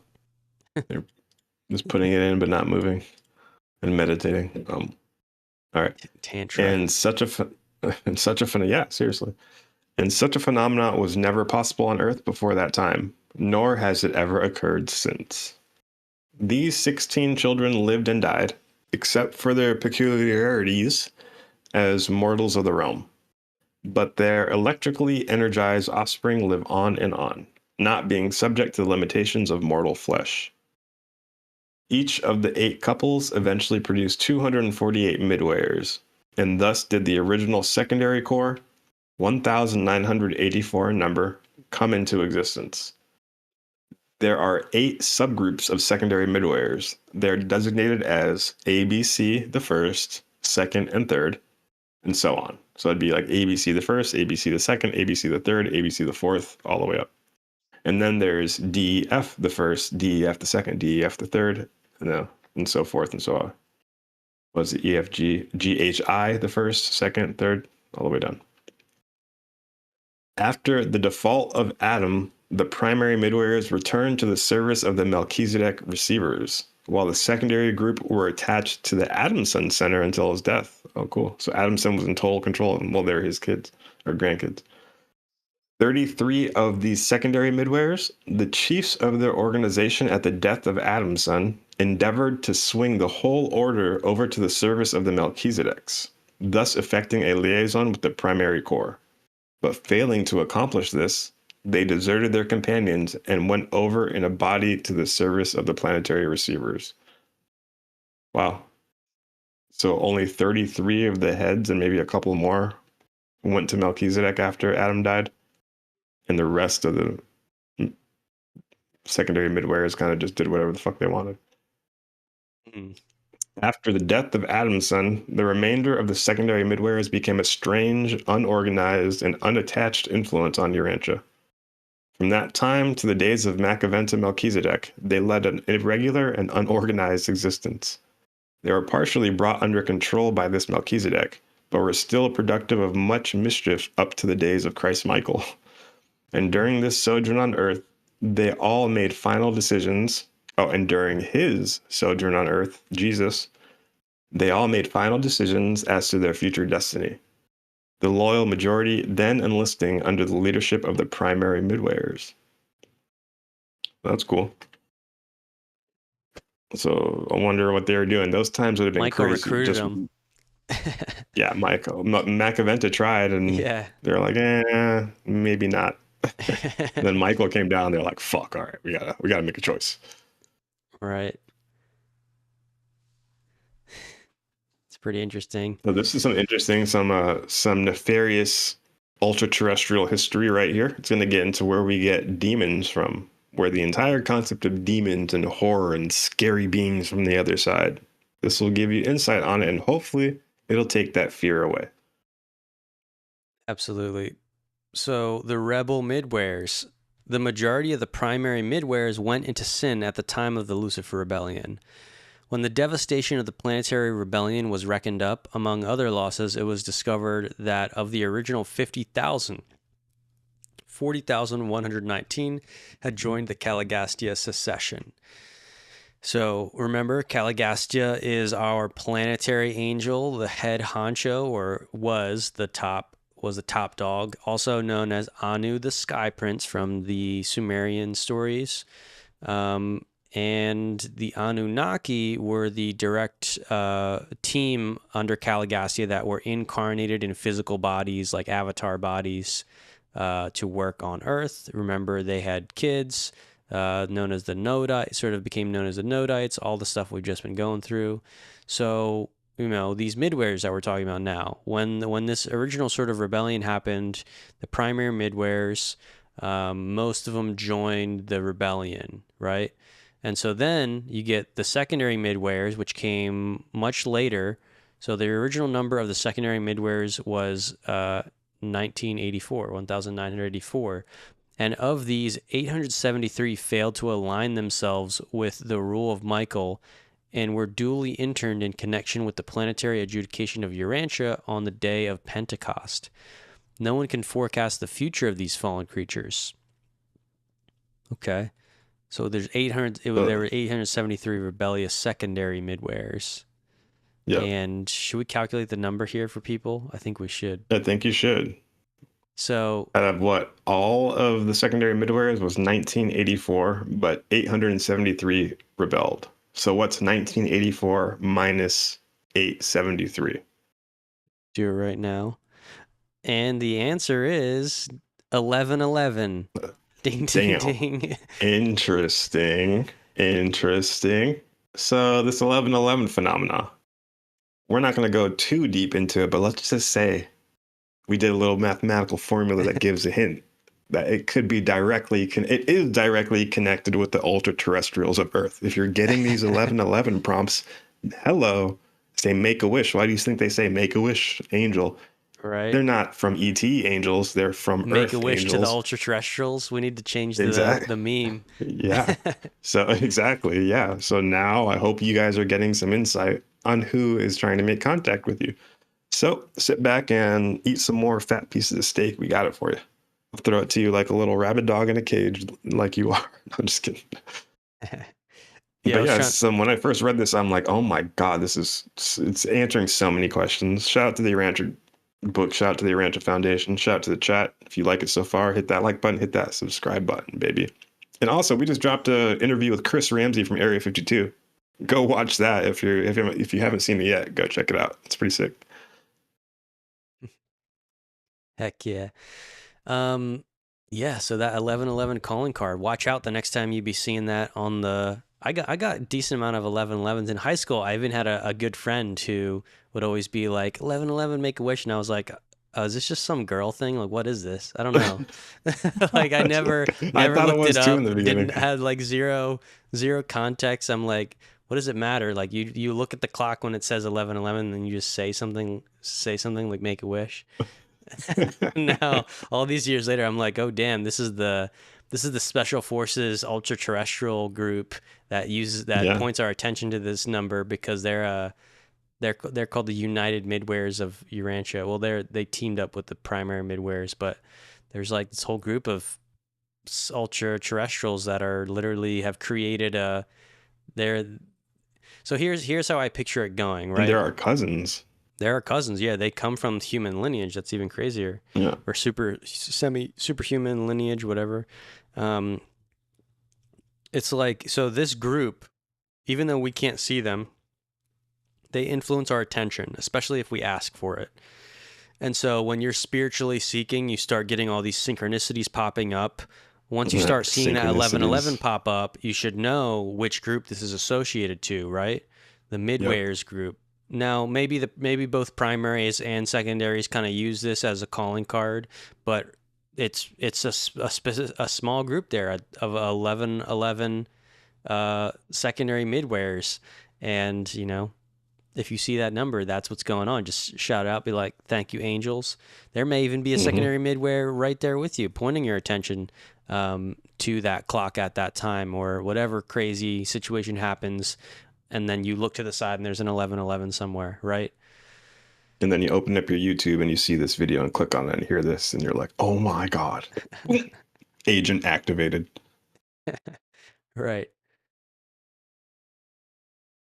Okay, so both groups of rebel midwares are now held in custody awaiting the final adjudication of the affairs of the System Rebellion.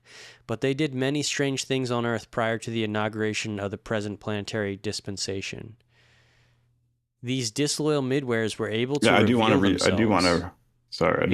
reread that one point too for the people, and connecting it with the last sentence from the paragraph before, they failed to align themselves with the rule of Michael, but were duly interned in connection with the planetary adjudication of Urantia on the day of Pentecost. And then no one can foresee the forecast of these fallen creatures. Now they're held in custody, waiting final adjudication. What's that? You know me personally, I'm on a I'm just for the podcast people right and the now. Urantia book readers out there. It doesn't specifically say where these beings are held in custody at this very moment. So it's something to speculate on. Did they get taken off planet, or did they get put in custody on our planet? Because we know that's a possibility.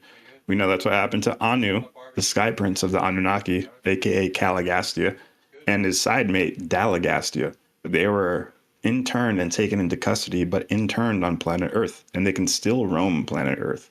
So it's just telling you right there, it's giving you a little hint. It's not telling you where they are, but it's saying that they were interned in connection with the planetary adjudication. But that's for You're my Urantia covering book readers out where they're there. at? Where are the Rebel Midwares kept? Yeah. I was specifically highlighting that for the blue bookers who watch this. But yeah, Because you think they're still here, right? Is that what yeah, you're that's saying? my You hypothesis. think they're interned on the planet Yeah.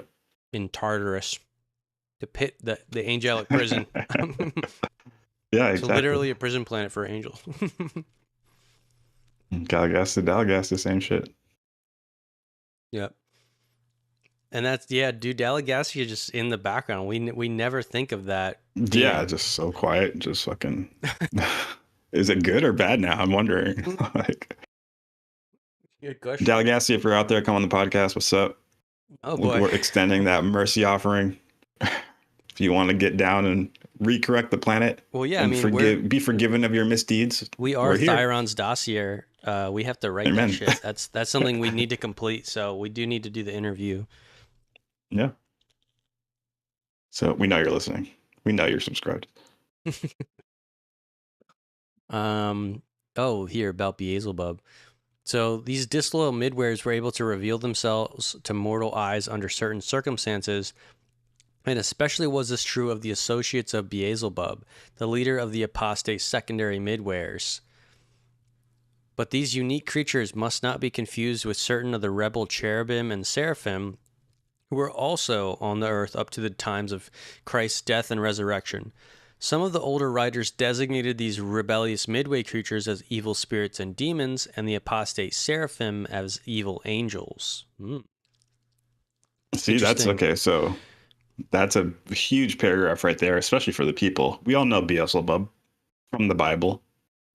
Some people call Satan Beelzebub. They say Satan, the devil, Beelzebub, all interchangeably. They just means the demon. Even Lucifer gets classified, and they all use those names interchangeably, but these are different beings. Beelzebub was a rebel ultra-terrestrial, a rebel midwayer who aligned with Satan, Lucifer, and Caligastia.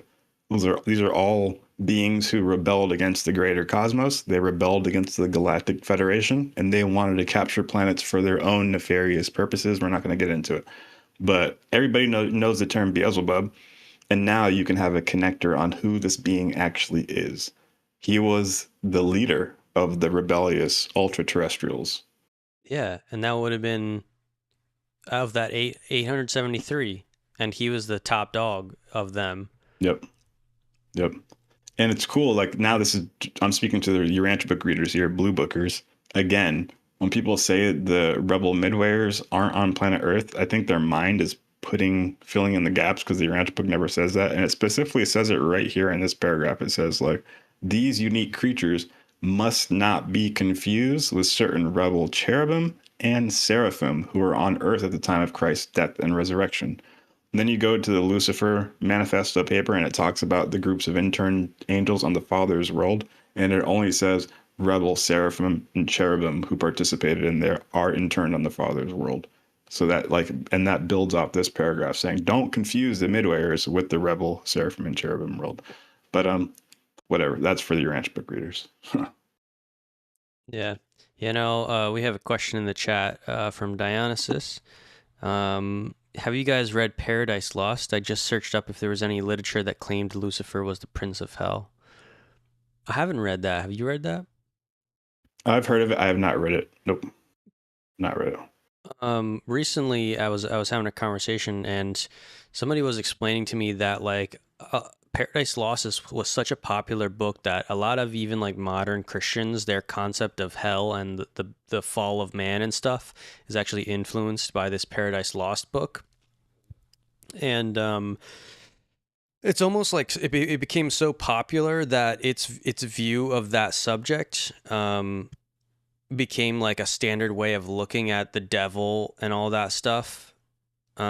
But it's not like fully biblical, right? It's because it's kind of an extrapolation writing about that subject. But Yeah, I yeah, I think don't know. it's a It seems like fanfic. I should. It seems like something that might be interesting. I have to read the first page and see if I would actually want to listen to the whole thing. Um, Has a big following. I know that. yeah. The poem, so what is this? It's an epic poem in blank verse by John Milton, a poet, concerning the biblical story of the fall of man, the temptation of Adam and Eve by the fallen angel Satan, and their expulsion from the Garden of Eden. Okay, cool. Yeah, I wonder if he channeled anything interesting like during that writing process. I wouldn't be surprised if there's some interesting things in there, but also I know that there's probably going to be some distortions in terms of like actual history or what actually happened. Um, Yeah. so And just to put this continue. final thing to bed for the Urantia book readers, I put a picture of the quote in the chat. I put the quote and a picture of the quote, but you can do the picture for the people viewers. Yeah, This I is a got it quote up that here. everybody points to when they try to say that the rebel midwayers are not on planet for some reason. Hmm. So remember, we just read that part where it says they shouldn't be confused, right? You shouldn't be confused seraphim and cherubim with the rebel midwayers. It says it specifically in the Urantia book. Now, this quote, it says right here, says, oh, fuck, where is it? Right here. The 7 satellites surrounding the Father's world are variously utilized in the different systems. In Satania, they are now used as the detention spheres for the intern groups of the Lucifer Rebellion. The constellation capital Udentia has no analogous prison worlds. The few seraphim and cherubim who went over to the rebels in the Satania Rebellion have been long since confined on these isolation worlds on Jerusalem. Where does it say rebel midwayers? You're right. It just says It doesn't intern say it. groups where, but it specifically says seraphim, cherubim, and then when you contrast it with that other quote, it makes sure like, Right. hey, don't Don't group them all confuse. together. And also, more Yes. evidence that the rebel midwares are still here is that they left Caligastia to be here. Um, Exactly. And remember, midwayers never leave the planet. They yeah. never get taken off planet. Another rule. So So it's I all don't that know. I evidence don't know to. why. I don't know why the big Urantia community. I say that and they like get lit on fire. I'm like, dude, you guys are putting stuff in the Urantia book that isn't there. It never says that. But whatever. All right. Yeah, it's So good to let's get know back to regular live all the stream. forces at play, Yeah. and where they're at. Are they still here? Are they not? Because we can't like right. The Christians will take the devil concept and they'll make a devil up on the spot whenever you need Everything. it. Like you had a Walk bad out the day. door. The devil's You right had a there. bad day. It rained on Tuesday, and that's the devil. Like we'll whip up a devil for Mm-hmm. that. Doing the devil. You think a bad thought. You're like you're trying to I was about to gain. say because you thought You're something about to negative gain. about your Yeah, you sister. thought something negative about your sister. That's the devil.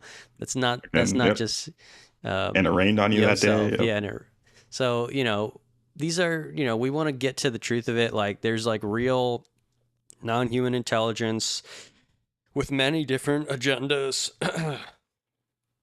And you gotta break it down. You gotta look at these stories, look at these claims. Don't just take the first mythical explanation that you were given, from the old writings.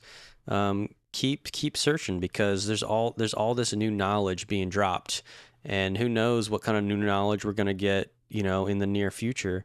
Um, but we're gonna study what we got so that we're ready for the next thing.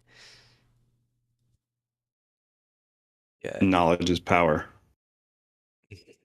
baby. So, on no world can evil spirits possess any mortal mind subsequent to the life of a paradise bestowal son. But before the days of Christ Michael and Urantia, before the universal coming of the thought adjusters and the pouring out of the Master's spirit upon all flesh, these rebel midwares were actually able to influence the minds of certain inferior mortals and somewhat to control their actions. This was accomplished in much the same way as the loyal Midway creatures function when they serve as efficient contact guardians of the human minds of the Urantia Reserve Corps of Destiny at those times when the adjuster is in effect detached from the personality during a season of contact with superhuman intelligences. It is no mere figure of speech. Wait, when that's the record scary. states, Are they saying that when the rebels would do it, would they detach our adjusters and jump in?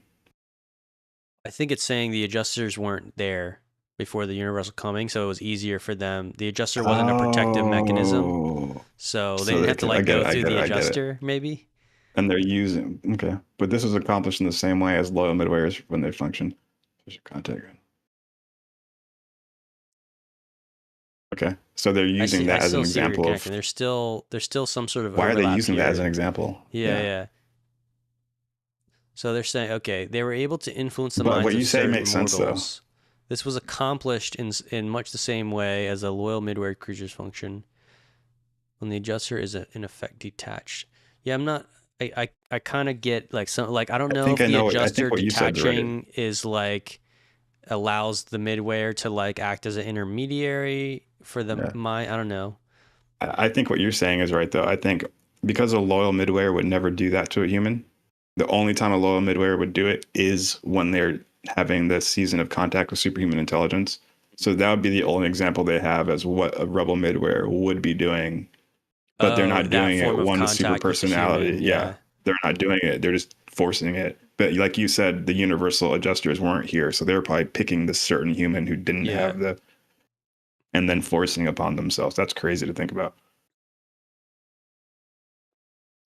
Interesting. So they probably couldn't do it to people who had adjusters. Yeah, I think that seems to be the case. And then there's also there. It said that Michael left basically a special consciousness circuit when he left, and that was this sort of thing at Pentecost that caused some miracles to happen. He's so good. And like our mind can tap into this sort of network, the Sphere Christ Network. The Christ Consciousness Network. The Sphere Christ Network. Just Christ on the spheres. Christ Consciousness Grid. Yeah, it's his boogosphere. Riding on the Christ Consciousness Grid. The boogosphere is Jesus Christ, confirmed. Yeah, right. It's funny I was just watching the episode this morning. So we're talking about this episode Chris Ramsey did with a guy named Patrick about the Sphere Network. Is like this AI grid of Sphere UAP that's like sort of monitoring everything on the planet. He was studying poltergeist, and then he got onto this sphere thing, and now the spheres might be Christ consciousness grid as well. Yeah, I can see it. It's all lining up. He's got to keep this planet in check, thought that like Jesus from the ancient times and futuristic aliens and like Lord of the Rings are all colliding in real life. And what reason would Michael have to observe the planet with a sphere network? Well, one, it's probably like Adamic. It's probably Adamic technology. It's probably something the staff uses. All these celestial beings, and now they're like, look, this is a special planet. We gotta keep them from putting nukes in the atmosphere. Use the sphere orb network and just give me intel. Frandalanks need it for their data pack too. They're like, yo, I need that database. I need that live data. My scanner is too a large bandwidth. We need that boots on the ground, spheres in the air intel. We need spheres in the air. But you're right. And a lot of the reason why we think it's goofy to mix Jesus with like technology and space technology, like spheres, is only because from our point of view, he's in our past, like he existed 2,000 years ago. We Jesus existed like man, eternally. That's not true. Yeah, we picture him as it's not true. He's like a future. He created everything. Future. And like, yeah, it's just a weird way that we do that. Like now it kind of gives you more respect for Jesus, because if he had that technology and he refused to use it while he was Jesus, he was just more of a gangster. Like he could have used super advanced sphere networks, and instead he chose to do it like a medieval man because that was the mission, Mm-hmm. Like he could have used advanced craft, but whatever. Just kind of cool to think about. Instead, just because Jesus was back then doesn't mean what? He rode donkeys. Anti-grav donkeys? Yeah. There's a long way down from UFOs and celestial vehicles. The donkeys, yeah. One in Rome. So it is no mere figure of speech when the record states, and they brought to him all sorts of sick people, those who were possessed by devils and those who were lunatics. Jesus knew and recognized the difference between insanity and demoniacal possession, although these states were greatly confused in the minds of those who lived in this day and generation. Even prior to Pentecost, no rebel spirit could dominate a normal human mind. And since that day, even the weak minds of inferior mortals are free of such possibilities. See, so why would they even? Why would that even be in the Urantia book? That statement right there. And since that day, the weak minded and inferior mortals are free from such possibilities. Why would they even have to say that if the rebel midwayers weren't here? You know. Well, the other side would say we're free because they've been interned off the planet. You see, because it says since that day, even So weak even minds prior to are free from that possibility. So the a Urantia reader could argue that means at Pentecost they were taken off. They took the planet. them off. Okay. But See, I would say they wouldn't make that statement if they were taken off planet. You know. Right, But right. I'm just saying. right. I think they would use that statement to that would be to the do angle. the opposite. That's how that. You're right. You're right. You're right. So it's not a great case, but it's still like, I think what they're really trying to reference is the arrival It's of implying there's the something thought here. adjusters and the spirit of truth, the Christ consciousness grid. They're the reason why the rebel spirits can no longer have like that same level of access. Although, it does say that if anyone wants to contact Caligastia, they technically can make that, but it's based on an invitation. So Yeah, you're right. You're I right. think That there's is some what it's saying. interesting, if somebody wants to, for example, that the whole deal with the devil concept, or maybe like witchcraft or Satanism, where they actively invite these non-human beings to like influence their lives. I think that's still like you can still make agreements and working relationships.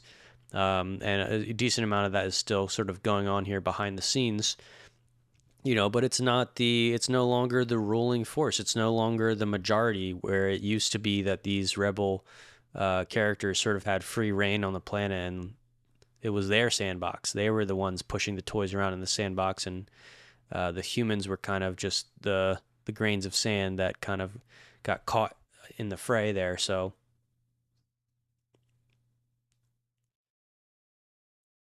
Don't get caught in the fray. Continuing, let's see, I was at even prior to Pentecost. Yeah, the supposed casting out of devils since the arrival of the Spirit of Truth has been a matter of confounding a belief in demoniacal possession with hysteria, insanity, and feeble-mindedness. But just because Michael's bestowal has forever liberated all human minds on Urantia from the possibility of demoniacal possession, do not imagine that such was not a reality in former ages. Crazy stuff. But also much more believable. Like when you're just taught about demons in church, it's just like, down the line, you either be like, yeah, they kind of overplayed that whole thing and it was kind of an excuse for when bad things happen, or you're like super superstitious about that spiritual warfare, or somewhere in the middle where you have this idea that there's some sort of spiritual realm where beings are doing things. You just don't really have much contact with it, so you're like, But now, like, we literally just went through like the origin of the steps and what exactly do they mean when they say demon possession? Well, there's an ultra-terrestrial group here that could do weird things and actually possess some people's minds and do some type of mind control. And when you look at it like that, it's like, oh, it makes a lot more sense. Connect the dots.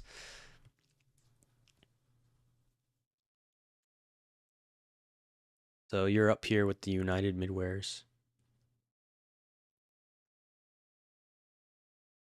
8. The United Midwayers. At the last adjudication of this world, when Michael removed the slumbering survivors of time, the Midway creatures were left behind. left to assist in the spiritual and semi-spiritual work on the planet. They now function as a single core, embracing both orders and numbering 10,992. The United Midwayers of Urantia are at present governed alternately by the senior member of each order. This regime has obtained since their amalgamation into one group shortly after Pentecost. So Jesus, after he died and went up, was like, all right, you guys are one group now. Play nice. The members of the older or primary order are generally known by numerals. They are often given names such as 1, 2, 3 the first, 4, 5, 6 the first, 7, 8, 9 the first, and so on. On Urantia, the Adamic Midwayers are designated alphabetically in order to distinguish them from the numerical designation of the primary Midwayers. Both orders are non-material beings as regards nutrition and energy intake, but they partake of many human traits and are able to enjoy and follow your humor as well as your worship. When attached to mortals, they enter into the spirit of human work, rest, and play. But Midwayers do not sleep. Neither do they possess powers of procreation. In a certain sense, the secondary group are differentiated along the lines of maleness and femaleness, often being spoken of as he or she. They often work together in such pairs. Midwayers are not men, neither are they angels, but secondary Midwayers are, in nature, nearer man than angel. They are, in a way, of your races, and are, therefore, very understanding and sympathetic in their contact with human beings. They are invaluable to the seraphim in their work for and with the various races of mankind. And both orders are indispensable to the seraphim, who serve as personal guardians to mortals. The United Midwayers of Urantia are organized for service with the planetary seraphim in accordance with the innate endowments and acquired skills in the following groups. That's pretty cool. So they're just like us, man. They're of the human races. They like our humor. Yeah, that's pretty fucking tight. Do you think they got their own podcast? The United Midwayers podcast? They put it out probably. on their lightweight. I guarantee you they do have like 2 Midwayers that probably run that podcast for everybody else. They run around with like recorders, celestial recorders. Hey, get us on the podcast, guys. We'll invite you guys too. First group, Midway Messengers. This group bears names. They are a small core and are of great assistance on an evolutionary world in the service of quick and reliable personal communication. Guarantee you that the podcasters would be in that group, the Midway Messengers. Number 2, the Planetary Sentinels. Midwayers are the guardians, the sentinels of the worlds of space. They perform the important duties of observers for all the numerous phenomena and types of communication which are of import to the supernatural beings of the realm. They patrol the invisible spirit realm of the planet. Damn, so it's the military patrols. Oh, snap. Yeah, right. Wonder what kind of stories they got. The hierarchies are out to play. Salute. And some firefights with some grays. They almost got into the atmosphere. Took them out. This dude Ra talks about these sentinels. He says that their guardians will sometimes they let ETs in. I remember that part. They have to, like, according to a mandate, like open up the door for a certain amount of time or something like that. But then I guess some ETs get in because there's like little cracks in the holes thing. They kind of slip through. But yeah, the planetary they're waiting for them for the patrol to pass. Right. Yeah, they time it right. They time it. They're like, we see them. We observe our last data from 100 years ago from our pyramid suggested this is their patrol pattern. We can sneak in here during this lunar eclipse. Some things get caught. Yeah. Oh, fuck, we're caught. Fucking, that's when the humans see dogfighting triangles and circles in the air. That's fucking tight. Well, number 3, contact personalities.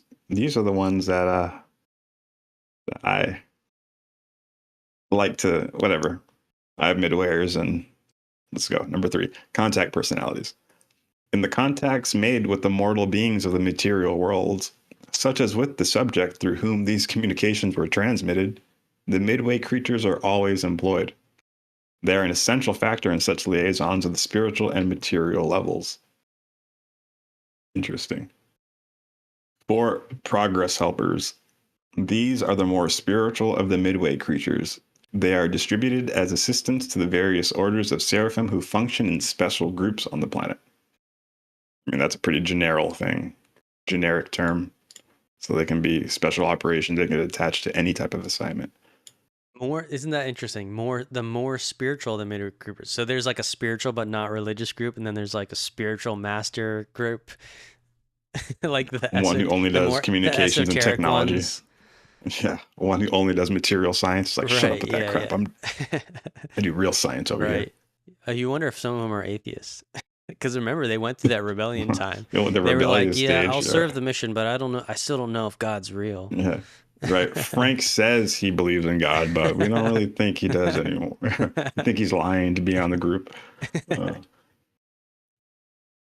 Midwayers varied greatly in their abilities to make contact with the seraphim above and with their human cousins below.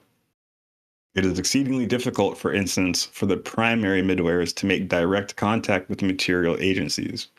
They are considerably nearer the angelic type of being, and are therefore usually assigned to working with and ministering to the spiritual forces resident on the planet.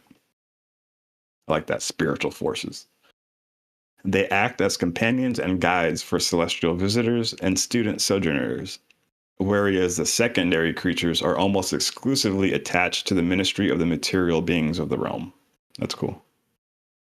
The 1,111 loyal secondary midwayers are engaged in important missions on Earth. As compared with their primary associates, they are decidedly material. They exist just outside the range of mortal vision and possess sufficient latitude of adaptation to make, at will, physical contact with what humans call material things. These unique creatures have certain definite powers over the things of time and space, not accepting the beasts of the realm. I think that has maybe a connection to the owls or the orbs with wings or something. Many of the more literal phenomena ascribed to angels have been performed by these secondary midway creatures. When the early teachers of the gospel of Jesus were thrown into prison by the ignorant religious leaders of that day, an actual angel of the Lord by night opened the prison doors and brought them forth. But in the case of Peter's deliverance after the killing of James by Herod's order, it was a secondary midwayer who performed the work ascribed to an angel. Damn. So 2 different times, a seraphim and a midwayer broke people out of jail. Right. Just because they were hardcore kingdom builders. Didn't even give a fuck if they were the cops. They were like, dude, we got to keep these guys alive, break them out. They're like, these ignorant humans will not stop the mission. Yeah, exactly. Open the door. And that's why I'm like, that's why I'm low-key just like, go hard, dude. Like we're not going to get locked up. Just go. We're not going to get locked. Never taking me back. No, it's cool. I love that story. When I first read that, I couldn't believe it. I was like, are you fucking kidding me? Are you kidding me? Yeah, shit. But when I got locked up, I didn't think it was going to happen because I wasn't there for holy reasons. All right. Their chief work today is that of unperceived personal liaison, associates of those men and women who constitute the Planetary Reserve Corps of Destiny. Hey, gang, shout all out. reservists come report to Planetary HQ for orders. All starseeds report to Planetary HQ for duty. It was the work of this secondary group, ably seconded by the certain of the primary corps, that brought about the coordination of personalities and circumstances on Urantia, which finally induced the planetary celestial supervisors to initiate those petitions that resulted in the granting of the mandates, making possible the series of revelations of which this presentation is a part. So they just revealed right there that the reason we got the Urantia book is because of the midwayers. The secondary midwayers, they were ably helped by the primary corps, and they actually asked the higher-ups, like the Melchizedeks, to finally petition to higher-ups to finally get the Urantia papers. So I guess the midwayers, they were the ones like, hey, dog, this planet's fucked up, and we need a book or something. We need to give our cousins back the missing information. So shout out to the midwayers for actually that's crazy. making And the that's Urantia book happen. I'm gonna note this in I have a document comparing Law of One and Urantia book. And remember, they in the Ra contact book, the Oh, questioner you're right. It asked lines Ra, up with like, that. Yeah, hey, yeah, what's yeah. up with the Urantia book? Like, what do you think of that? Like, where's that from? And Ra says, this material was not passed by our council, but it was like written by a group of beings on your inner planes. And literally, this is the quote that describes that exactly. The Midwares are the inner planes, the ultra-terrestrials. They're electrified. They travel around the planet in these immortal bodies. And literally right there, it says they're the ones responsible for bringing through these revelations.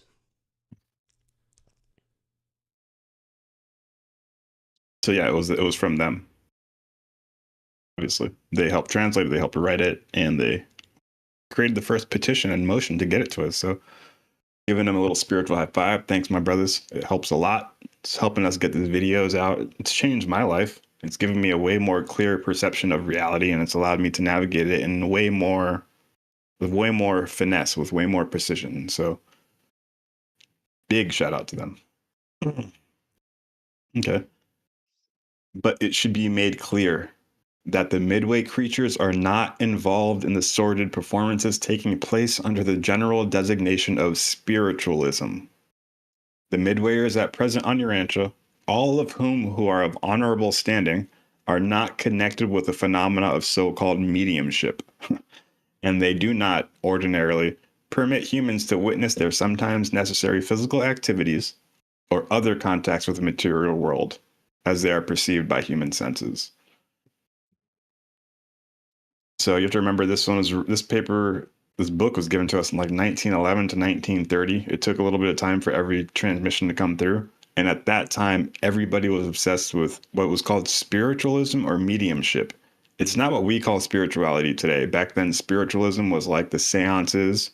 You go to a psychic, you go up to a store and she'd contact your dead grandma and tell you all this shit. Harry Houdini, the reason why he became such a famous magician, he wasn't even a magician, but people called him that. His main job was going around proving these people were frauds. And that's why he would do real escape tricks to show you what real magic is, what real feats of the human body can do, as opposed to trying to contact the dead. There's some weird rumors that he might have been in contact with the OG Contact Commission because they were both trying to stamp out this whole mediumship seance shit. But it's interesting that the Midwayers Dr. put Sadler that and stamp on the end of Houdini, that paragraph. were they overlap same time period, same place maybe? I think so. I'm picturing Dr. Sadler and Houdini like meeting, like crossing paths in Chicago, both as like sort of debunkers looking into mediumship. And yeah, he died in 1926, so he would have been around. wow, yeah, it's crazy. And Houdini was, significant early connection in Chicago, starting his performances there. Wow. Yeah, wow. Maintained Chicago today, like the House of Theater, Chicago's death. Yeah. Cool. The children's studio called the Houdini Box. Yeah, I guess he was intimately in Chicago. That's pretty cool. Yeah, we gotta look at his connection with the Urantia. Welcome Serenia Valen to the chat. D-Bake, Serenya's saying, D-Bake the Wise, you look amazing. Oh, nice. Thanks. Appreciate that. Shout out to my parents. Shout out to the genetics. I didn't pick my body, they did.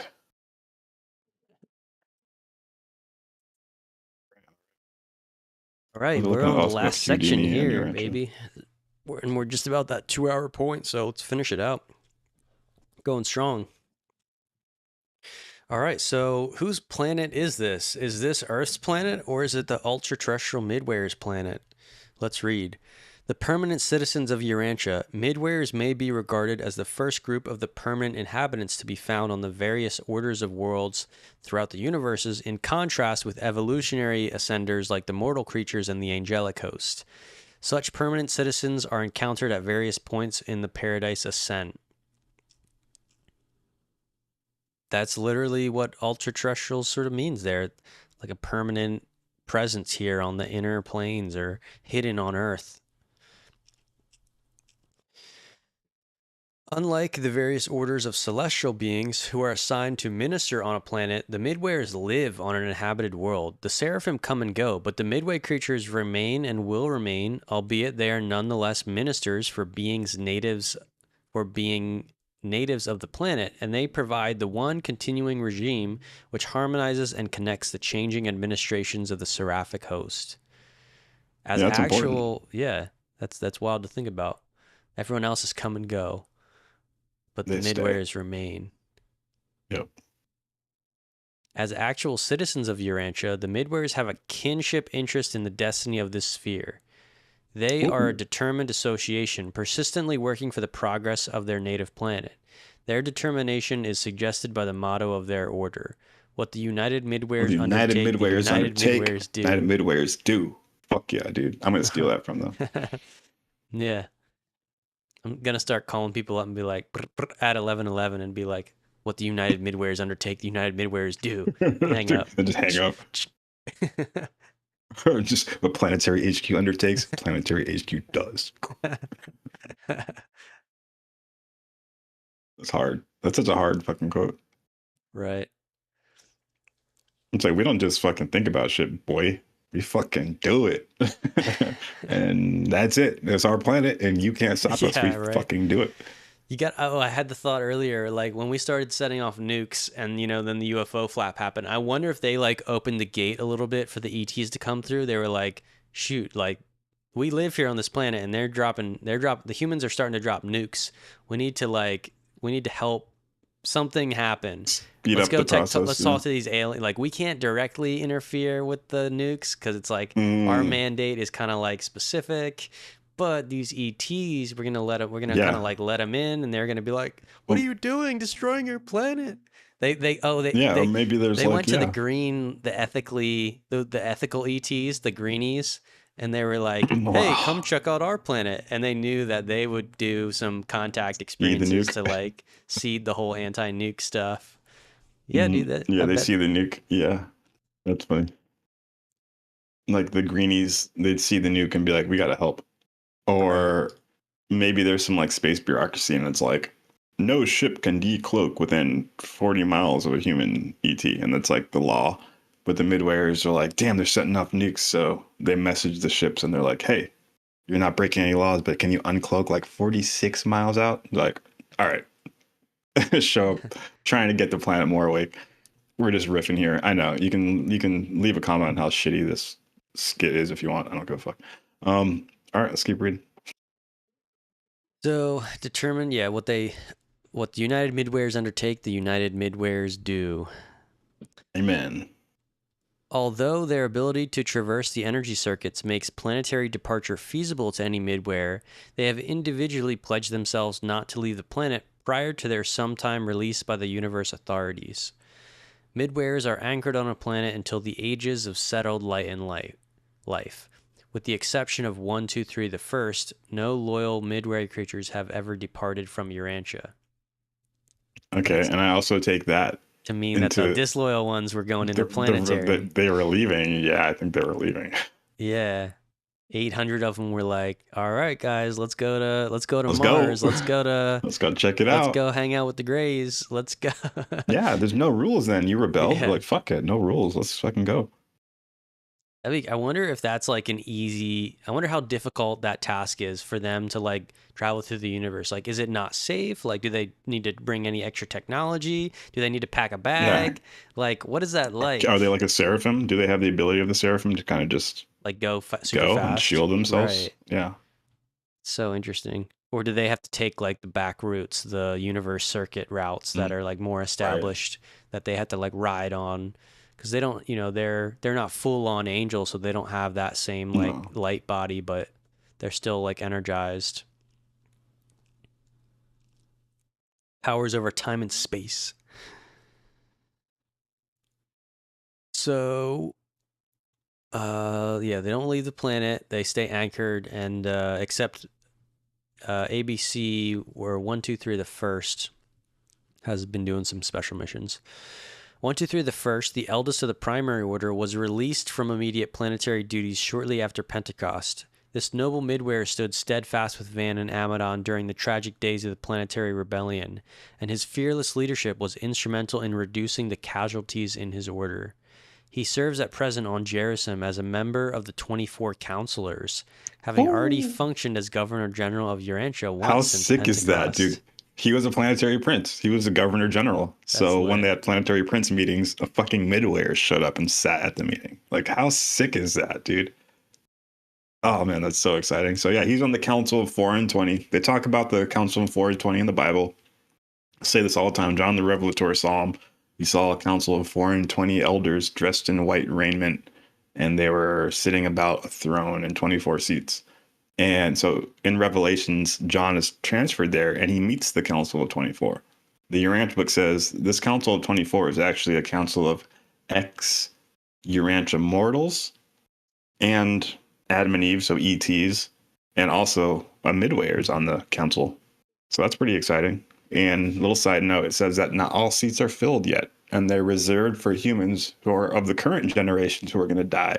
So if you go hard enough and you change the planet, increase the mind, body, spirit levels of the planet using your personality, you could sit on that council. If that doesn't get you hyped up and motivated for actually like do something good with your fucking life, I don't know what does. So get fucking after it. Heck yeah. Midwayers are planet-bound, but much as mortals talk with travelers from afar and thus learn about remote places on the planet, so do midwayers converse with celestial travelers to learn about the far places of the universe. So do they become conversant with this system and universe, even with Orvonton and its sister creations, and so do they prepare themselves for citizenship on the higher levels of creature existence. So they cool. They do it's like do what we're podcasts. doing now with the Urantia They book. literally interview the universe travelers, and then I'm sure they spread. Oh, yeah. I'm sure they send the clips to their other midwayers. That's They're their like, podcast. Yo, yeah. I just got this interview like, from new information from this sector that we've never heard of. From another universe, from a neighboring universe. This is how they do it. The midwayers travel in from other planets if they're been released. Oh, that'd be crazy. Damn, they link up with other that'd midwayers. Be crazy. That's sick. That's the Bernard paper says that actually does happen. Yeah. Volunteer midwayers come here to check it out. So yeah, they're out there learning while the midwayers were brought into existence fully developed, experiencing no period of growth or development from immaturity. Oh, weird. They never cease to grow in wisdom and experience. Like mortals, they are evolutionary creatures, and they have a culture which is bona fide evolutionary attainment. There are many great minds and mighty spirits among the Urantia Midway Corps. So this is interesting. So the midwayers that's the secondary midwayers' direct parents. I think they were like literal babies. They were born babies. Babies, these were born fully grown. These are like fully grown. Dude, I remember when I was watching the Avengers and when that AI guy like becomes conscious because of that Infinity Stone they put in the AI body that Ultron made, and Vision. Yeah. That reminded, I don't know, that like sparked something so interesting, and it just reminded me of how like Vision is like sort of a full adult and is capable of learning really fast.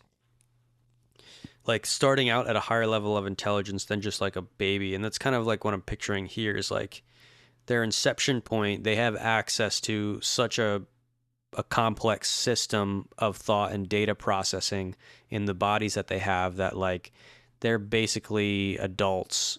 They don't have like this developmental pyramid that's like unique to animals and mammals. That's cool. Yeah, that's pretty cool. Trying to meet those great minds among the Urantia Midway Corps. Let's make them proud. In the larger aspect, the civilization of Urantia is the joint product of the Urantia mortals and the Urantia midwayers. And this is true despite the present differential between the two levels of culture, a differential which will not be compensated prior to the ages of light and life. The Midway culture, being the product of an immortal planetary citizenry, is relatively immune to those temporal vicissitudes which beset human civilization. The generations of men forget, the core of Midwayers remembers, and that memory is the treasure house of the traditions of your inhabited world. Thus does the That's so culture, cool. right? Thus does the culture of a planet remain ever present on that planet. And in proper circumstances, such treasured memories of past events are made available, even as the story of the life and teachings of Jesus has been given by the Midwayers of Urantia to their cousins in the flesh. Oh, Ooh. how sick is that, dude? United So they have the Midwayers real Museum. Akashic record. Yeah, Yep. dude, they got the The Akashic record. yeah. Or I bet what they have is more accessible than the Akashic record, which is like Yeah, more no, it's like a top joke, but level it's like universe. they have the real Library of Alexandria Yeah. I think George Bernard says that they actually have like a or Hall literal of place where Records. they keep a bunch of cool stuff from throughout the ages, and Hmm. that Yep. as we get to like light and life, they'll eventually like open the museum or like give it back to us so that we can actually be like, oh, look at this storehouse kept by our ultra-terrestrial cousins. Yep. Exactly. In that same paper, we'll put it in the link or the description. He talks about all these midwayers have a specific secret location they meet up on Earth, and that they have like a weird energy field around it that if any humans get near it, it pushes us away. Like we just decide to go a different way. And no humans ever been there. And that's where they keep all these artifacts from all throughout ancient times stored there of all cultures, all religions. So yeah, that'd be like a Shangri-La Atlantis or whatever, or some crazy thing. And Yeah. maybe in the future they'll start bringing out artifacts of like Egyptian, Sumer, like crazy shit. That'd be sick. They got the real crystal skull. Yeah, the Ark of the Covenant, fucking. That too, yeah. Midwares are the skillful ministers who compensate that gap between the material and spiritual affairs of Urantia, which appeared upon the death of Adam and Eve.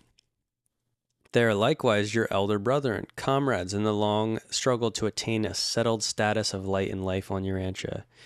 The United Midwayers are a rebellion-tested core, and they will faithfully enact their part in planetary evolution until this world attains the goal of the ages.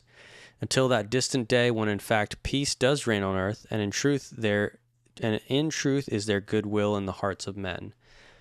Because of the valuable work performed by these midwayers, we have concluded that they are a truly essential part of the spirit economy of the realms, and where rebellion has not marred a planet's affairs, they are of still greater assistance to the seraphim.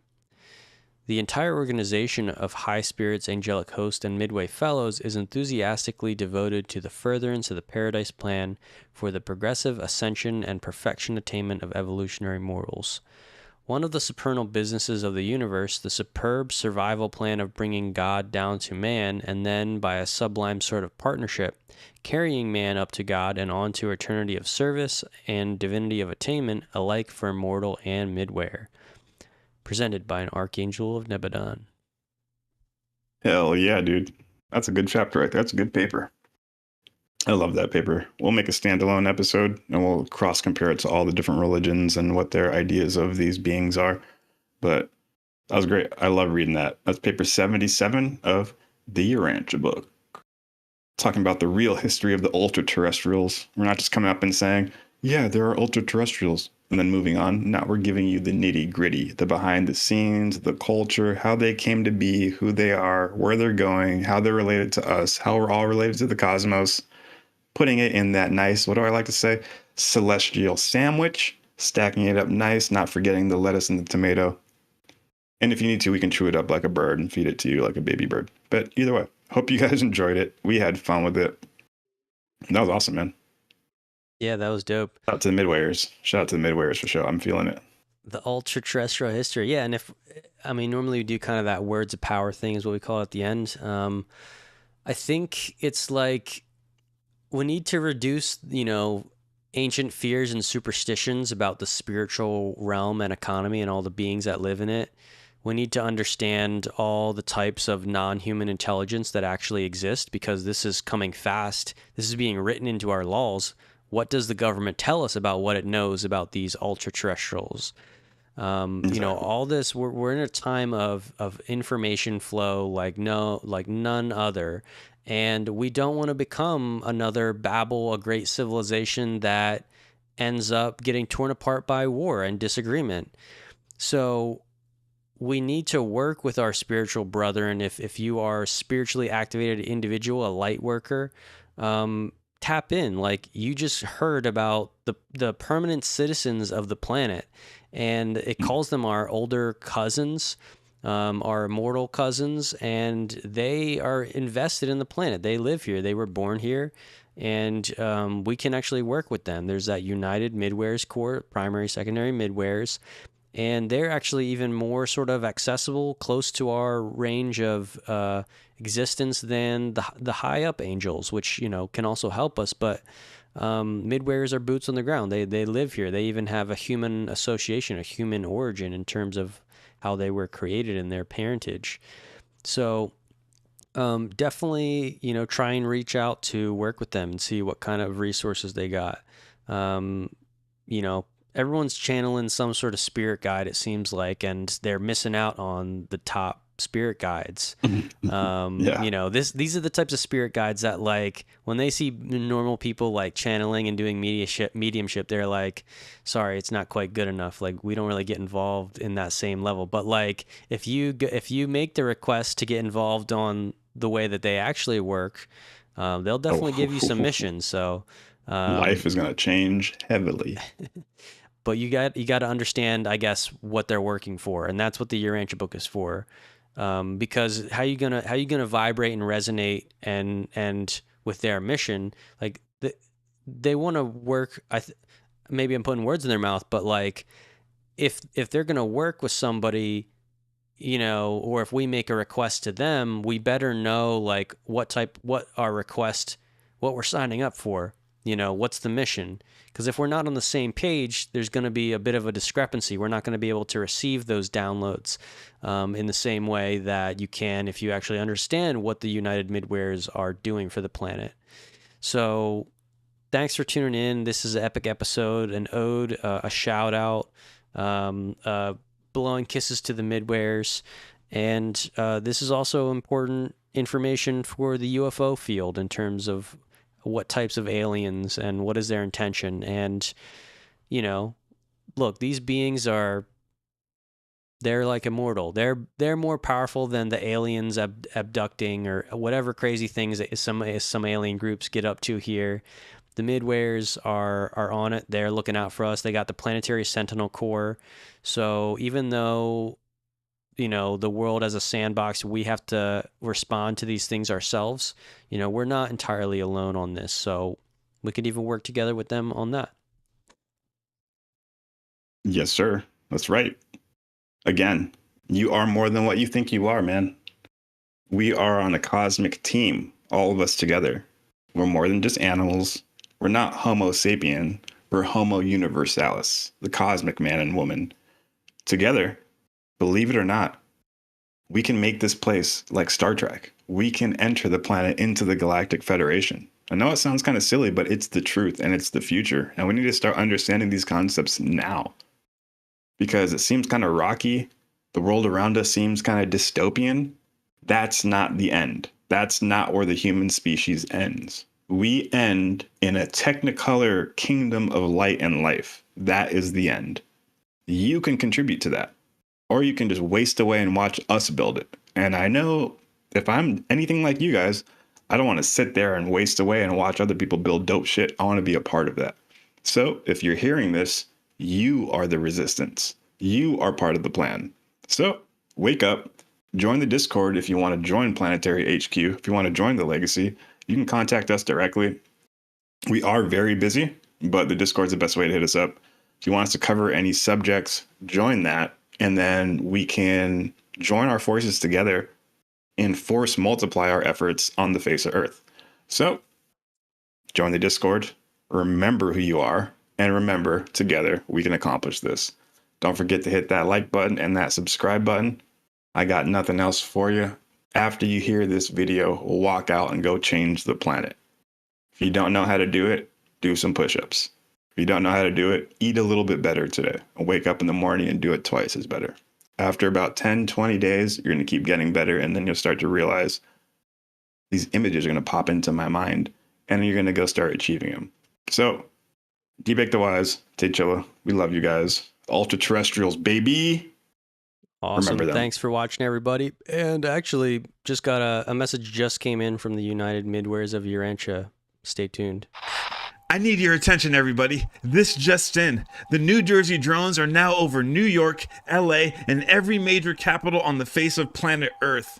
They keep repeating a message over the 6 gigahertz frequency band, and it keeps saying, Planetary HQ has cosmic garments for your physical mechanism. In other words, we got that drip. Straight from the Galactic Federation wardrobe, these tees vibrate at the frequency of chill. Ribbed knit collars lovingly hug your neck chakra, preventing collar droop across dimensions. Tapered shoulders enhance your interstellar silhouette, perfect for Earth missions and beyond. Dual side seams stabilize your style, ensuring your energy stays aligned even when encountering planetary turbulence. Crafted from 100% classified heirloom combed and ring-spun cotton, this featherlight fabric breathes like you're cruising through the astral plane. Ideal for layering beneath your space cloak or relaxing at your Earth base. The tailored retail fit transitions seamlessly from casual Earthling mode to I've got crystals in my pocket and I ain't from here chic, making it essential apparel for your rigorous interdimensional journey. So check out them shirts. We got a bunch of different colors. Link is in the description. Your contributions directly support spiritual operations on the front line in the battle for truth, beauty, and righteousness. With your help, we can help change the face of planet Earth, and we can look fly while doing it. Okay, now that we can fund the Black Budget Anti-Grav program, let's get back to the show.